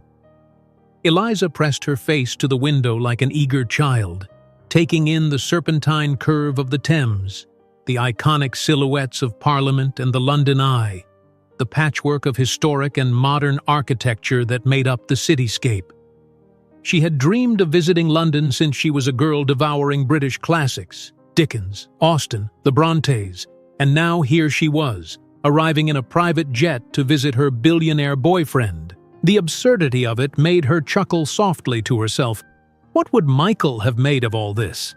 He would have been amused, she thought, and perhaps a bit skeptical. But ultimately, he would have wanted her happiness above all else. True to the attendant's word, a sleek black car was waiting on the tarmac. The driver, a dignified older gentleman with a crisp British accent, greeted her by name and efficiently handled her modest luggage before holding the door for her. "Mr. Harrington sends his apologies, Ms. Parker," he explained as they pulled away from the airport. "He's been detained in meetings but hopes to join you at the hotel by 7 this evening. He's asked me to give you a brief tour of the city if you're not too tired from your journey." "That's very thoughtful," Eliza said, masking her disappointment. She had hoped James might meet her at the airport, but of course the business crisis took precedence. A tour would be lovely. For the next hour, the driver, who introduced himself as Edwin, provided a running commentary as they passed London's major landmarks. Eliza absorbed it all with genuine wonder, temporarily setting aside her conflicted feelings in the face of such a magnificent city steeped in the literary history she loved. The hotel, when they finally arrived, was the epitome of old-world luxury, a historic building in Mayfair with a uniformed doorman and a marble-floored lobby adorned with fresh flower arrangements taller than Eliza herself. The staff treated her with a deference that made her self-conscious, addressing her as Ms. Parker with the utmost respect while escorting her to a suite that was larger than her entire apartment back home. "Mr. Harrington specifically requested this suite for you," the concierge explained as he opened the door to reveal a spacious living area with ornate moldings, antique furniture, and floor-to-ceiling windows overlooking a lush private garden. "It's one of our most requested accommodations, particularly favored by guests who appreciate privacy and a view of the gardens rather than the street." "It's beautiful," Eliza said truthfully, though she was slightly overwhelmed by the opulence. "Your luggage will be brought up immediately," the concierge continued. "Mr. Harrington has arranged for dinner to be served in the suite at 8, should his meetings run late. Is there anything else you require?" "No, thank you. This is more than sufficient." Left alone, Eliza wandered through the suite, taking in the elegant bedroom with its canopied king-size bed, the marble bathroom with a soaking tub that could comfortably fit two, the small study equipped with a writing desk positioned to capture the garden view. On the desk, she found a handwritten note in James's distinctive script. "Eliza, my love, I'm counting the minutes until I can see you. London has been a battleground this past week, but having you here will make it infinitely more bearable. I've arranged for a few surprises during your stay. The first should arrive shortly after you do. All my love, James." As if on cue, there was a gentle knock at the door. When Eliza opened it, she found a hotel staff member holding a large, flat box tied with a silk ribbon and another bearing an arrangement of roses in a shade of deep copper that matched her hair perfectly. "Delivery for Ms. Parker," the first attendant announced, presenting the box with white-gloved hands. Eliza accepted both gifts, thanking the staff before closing the door. Setting the flowers on a side table, she carefully untied the ribbon on the box. Inside, nestled in tissue paper, was an elegant evening gown in a shade of deep blue that reminded her of the night sky. Along with it was a smaller box containing a delicate silver necklace set with what appeared to be actual sapphires. Another note in James's handwriting read simply, "For tomorrow night's gala at the Victoria and Albert Museum. Only if you feel comfortable. No pressure."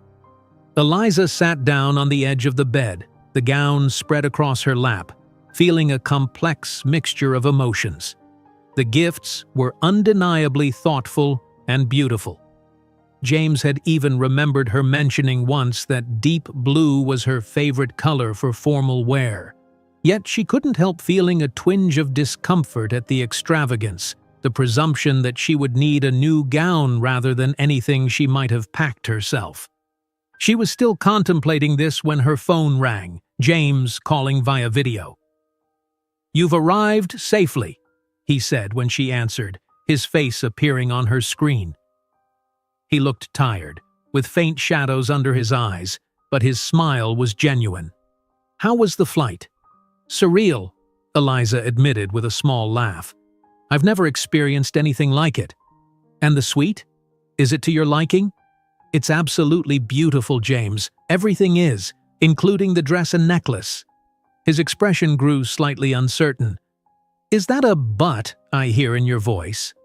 Eliza hesitated, not wanting to seem ungrateful but determined to be honest. I could have brought something from home. You didn't need to go to the expense. But I wanted to, James said simply. Tomorrow's gala is important. Potential investors, key political figures. I wanted you to feel completely confident, to have something new for the occasion. But if it makes you uncomfortable, it's not that, Eliza interrupted, searching for the right words.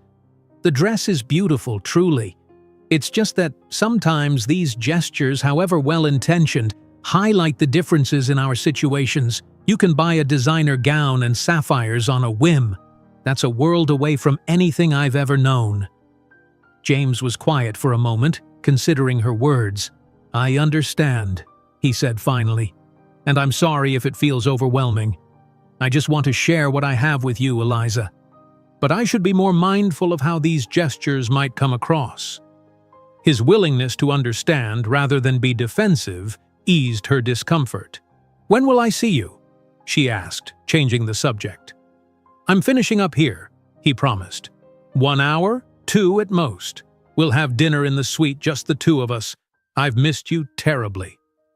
I've missed you too, Eliza replied, realizing how true it was despite her complicated feelings. I'll be here. When James finally arrived at the suite nearly 3 hours later, the strain of the week was evident in his posture and the tight lines around his eyes. But the moment he saw Eliza, a transformation came over him. His shoulders relaxed, his expression softened, as if her presence alone was a balm to his exhaustion.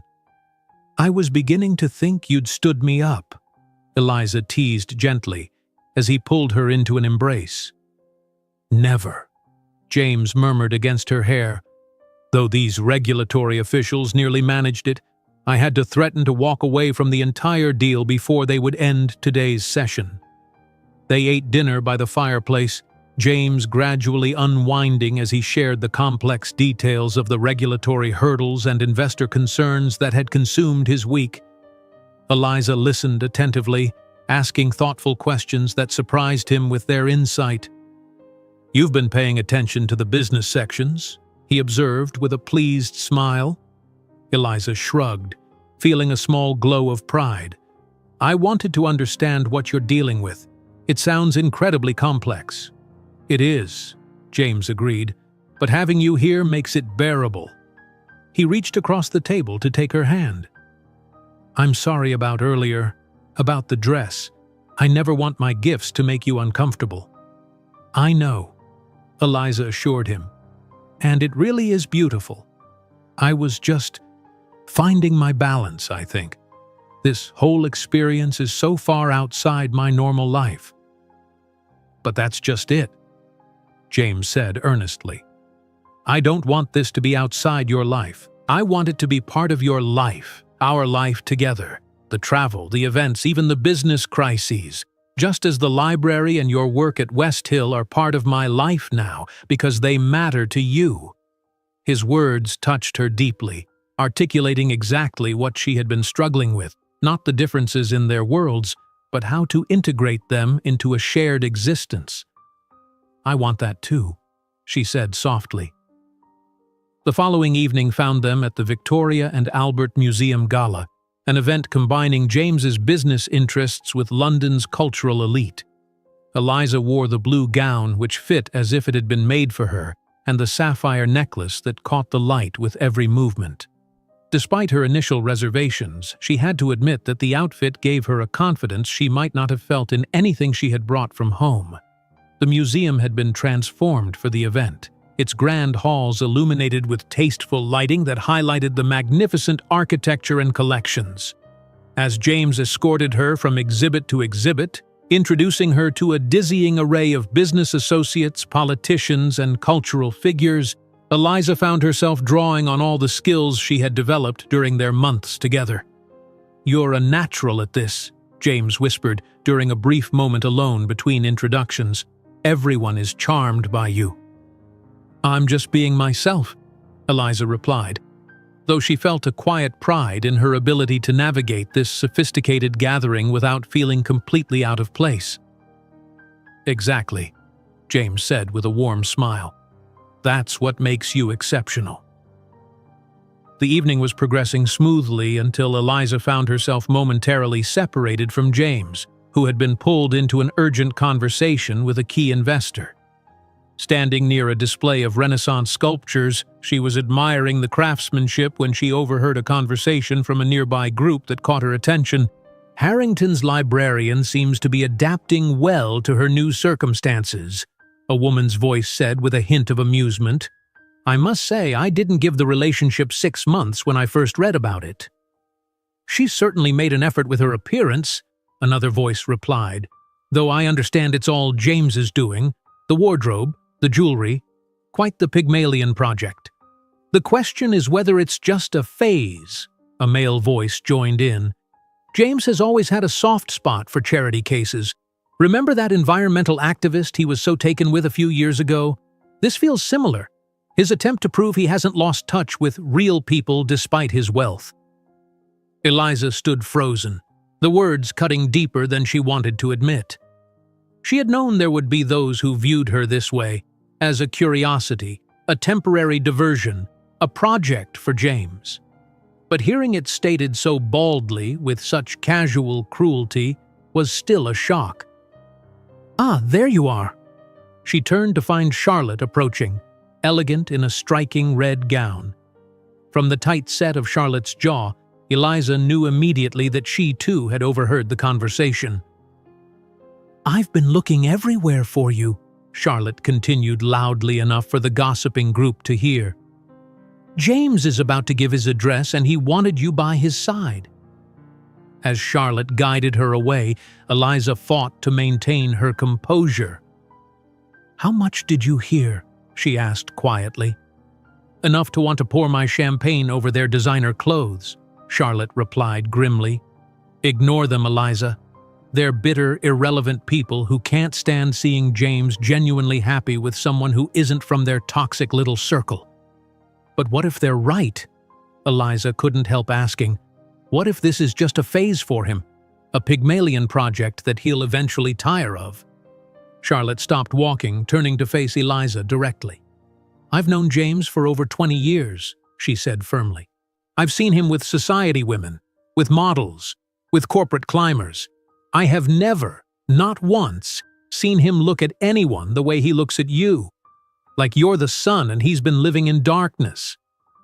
The sincerity in Charlotte's eyes was impossible to doubt, and Eliza felt her spirits lift slightly. "Thank you for that," she said. "And for the rescue." "That's what friends are for," Charlotte replied with a squeeze of her arm. "Now, let's get you to James. He really is about to speak, and he'll want you there." As they moved through the crowded museum halls, Eliza wrestled with the lingering impact of the overhead conversation. She had come so far in adapting to James's world, in finding her place within it while maintaining her own identity. But perhaps the greatest challenge wasn't the practical differences in their lives or even the public scrutiny. It was believing, truly believing, that she belonged at his side not despite their differences but because of the unique perspective and values she brought to his life. By the time they reached the central hall where James was preparing to address the gathering, Eliza had composed herself outwardly. But inside, new doubts had taken root, ones that would require more than Charlotte's reassurances to fully dispel. James's speech to the gathered elite was masterful, confident without arrogance, passionate about the cultural importance of institutions like the Victoria and Albert Museum, while deftly weaving in references to the business opportunities his company's London expansion would create. Throughout his address, his gaze frequently found Eliza in the crowd as if drawing strength from her presence. To the outside observer, she appeared the perfect supportive partner, smiling attentively, applauding at the right moments. But inside, the overheard conversation churned like acid in her stomach. Charity case. Pygmalion Project. Just a phase. The words overlaid every interaction for the remainder of the evening, causing her to scrutinize each glance, each whispered comment, looking for confirmation that others viewed her the same way. James sensed something was wrong during the car ride back to the hotel. "You've gone quiet," he observed, reaching for her hand in the darkness. "Was it too overwhelming? I know these events can be exhausting." "It was fine," Eliza replied, summoning a smile that didn't quite reach her eyes. "Just tired from all the socializing. You were wonderful up there." "Because you were there," he said, squeezing her hand. "Having you in the room makes all the difference." His sincerity only deepened her disquiet. Did he truly not see the incongruity of their relationship, or was he, as those cruel voices suggested, simply enjoying the novelty of transforming an ordinary librarian into someone who could move in his world? Back in their suite, as James loosened his tie and described the progress made with key investors during the gala, Eliza found herself standing before the ornate mirror in the bedroom, studying her reflection. The elegant gown, the sapphire necklace, the sophisticated updo Charlotte's stylist had created for her, they were like a costume she had donned for a play, a character she was portraying rather than her true self. "Eliza?" James appeared in the doorway, his expression concerned. "What's going on? You've barely said a word since we left the museum." She turned to face him, suddenly finding it impossible to maintain the pretense of everything being fine. "I overheard some people talking about us tonight," she said, her voice steadier than she expected. "About me, specifically." James's expression darkened immediately. "What did they say?" "That I'm your charity case, your Pygmalion Project." She swallowed hard. "That I'm just a phase you're going through to prove you haven't lost touch with real people." "Who said this?" James demanded, anger flashing in his eyes. "I want names." "It doesn't matter who," Eliza replied, removing the sapphire necklace and setting it carefully on the dresser. "What matters is that it made me realize something. Tonight, in that gown, with these jewels, surrounded by the elite of London society, I felt like I was playing a part, not being myself." "That's ridiculous," James protested. "You were completely authentic, completely yourself." "Was I?" Eliza challenged gently. "Or have I just gotten better at adapting to your world, at pretending I belong in it?" James approached her slowly, as if afraid she might retreat. "You do belong in it. With me." "But on whose terms?" Eliza persisted. "Look at us, James. Look at this suite, the private jet, the gala, the dress you bought because whatever I brought from home wouldn't have been good enough for your world. That's not why—" "Maybe not consciously," she acknowledged. "But the reality is, in your world, I need to be upgraded, transformed. And perhaps that's been exciting for you, introducing me to all these new experiences, watching me adapt. But at what point do I stop being the woman you fell in love with and become just another fixture in your elite lifestyle?" James was silent for a long moment, his expression shifting from defensive to thoughtful. "I never meant to make you feel that way," he said finally. "All I've wanted is to share my life with you. But I can see now how it might have seemed unbalanced." He sat on the edge of the bed, gesturing for her to join him.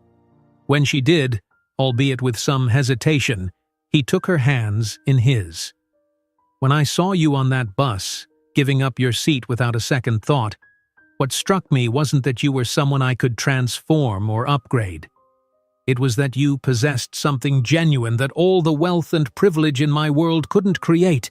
True kindness, without expectation of reward." His thumbs traced gentle circles on her palms as he continued, "I didn't fall in love with you because you were different from the women in my world, though you are, refreshingly so.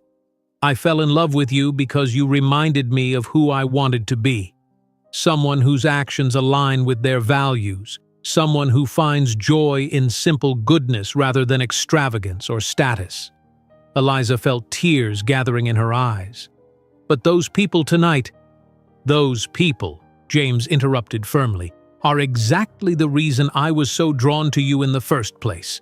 Their world is built on appearances, on transactions disguised as relationships.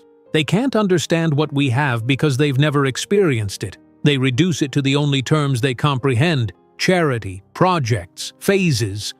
Their inability to understand us says everything about them and nothing about us."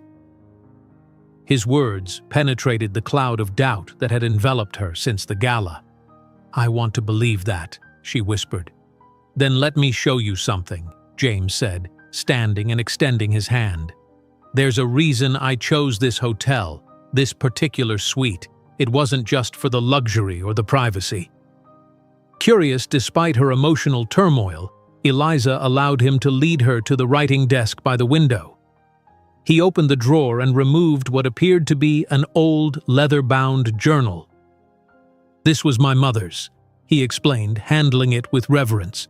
"She never had much, worked 3 jobs to support us after my father left. But she loved books, loved stories, saved for months to take a trip to London when I was 10 years old." He opened the journal carefully to a page marked with a faded ribbon. "We stayed in a small bed and breakfast not far from here, but she brought me to this hotel one afternoon. We sat in the garden just below these windows, and she let me order hot chocolate from a waiter who treated us like royalty, even though he must have known we didn't belong." James turned the journal so Eliza could see the entry, written in neat, careful handwriting. "Today, I showed James what's possible. We sat in the garden of the most beautiful hotel in London, and for 1 hour, we belonged there.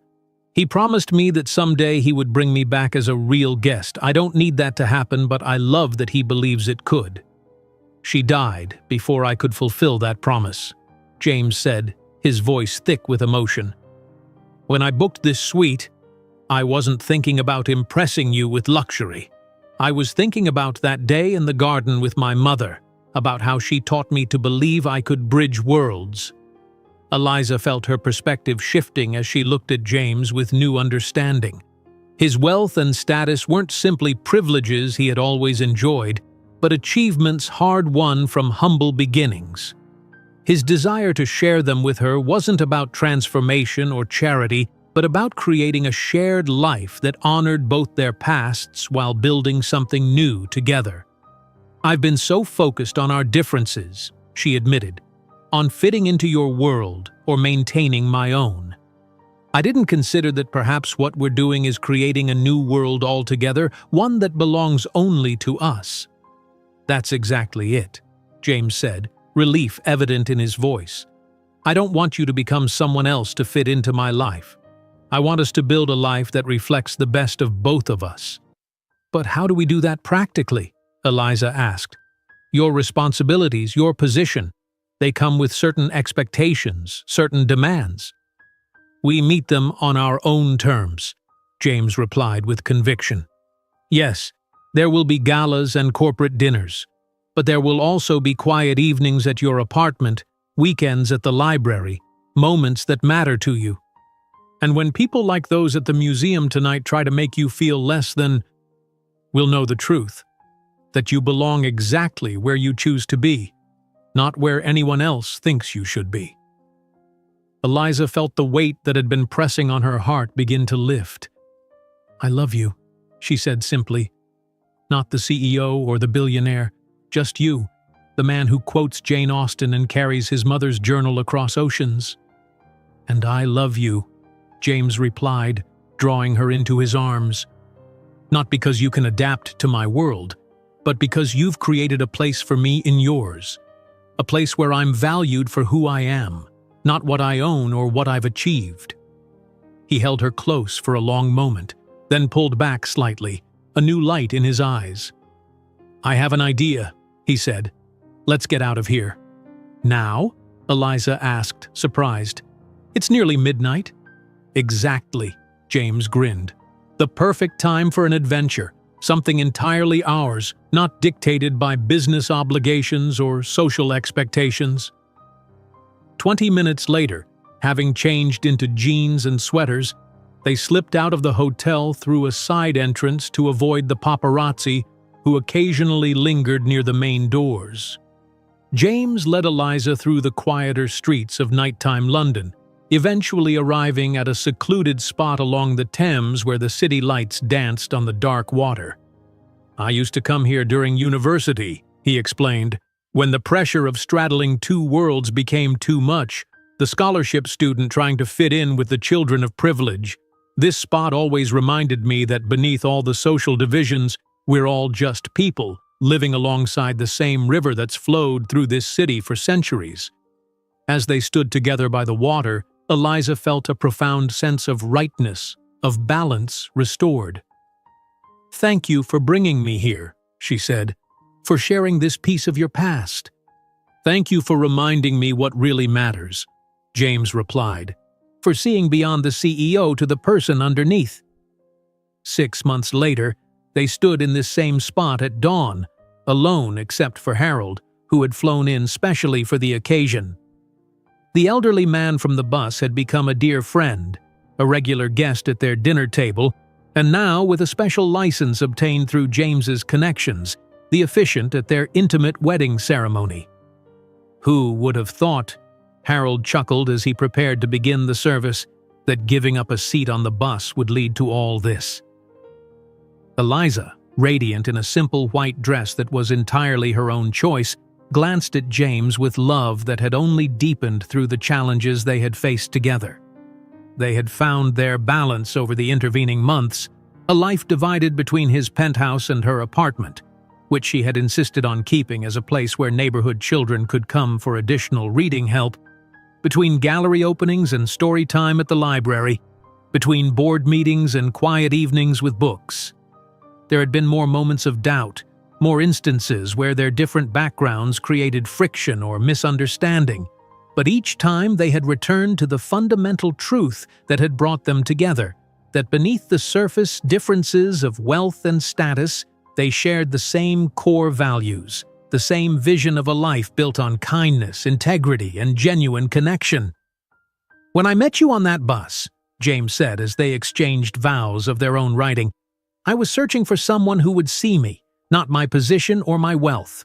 What I found was so much more, someone who would challenge me to be better, who would remind me daily of what truly matters in this world." "When I gave up my seat that rainy day," Eliza responded, her voice steady despite the emotion welling in her chest, "I was simply doing what felt right in the moment. I had no idea that simple act would lead me to you, to a love that honors who I've been while embracing who we can become together." As the sun rose fully over the Thames, casting a golden light on the city they had both come to love, Harold pronounced them husband and wife. James kissed Eliza with a tenderness that spoke of promises kept and adventures yet to come, of two different worlds that had found a way to become one shared life.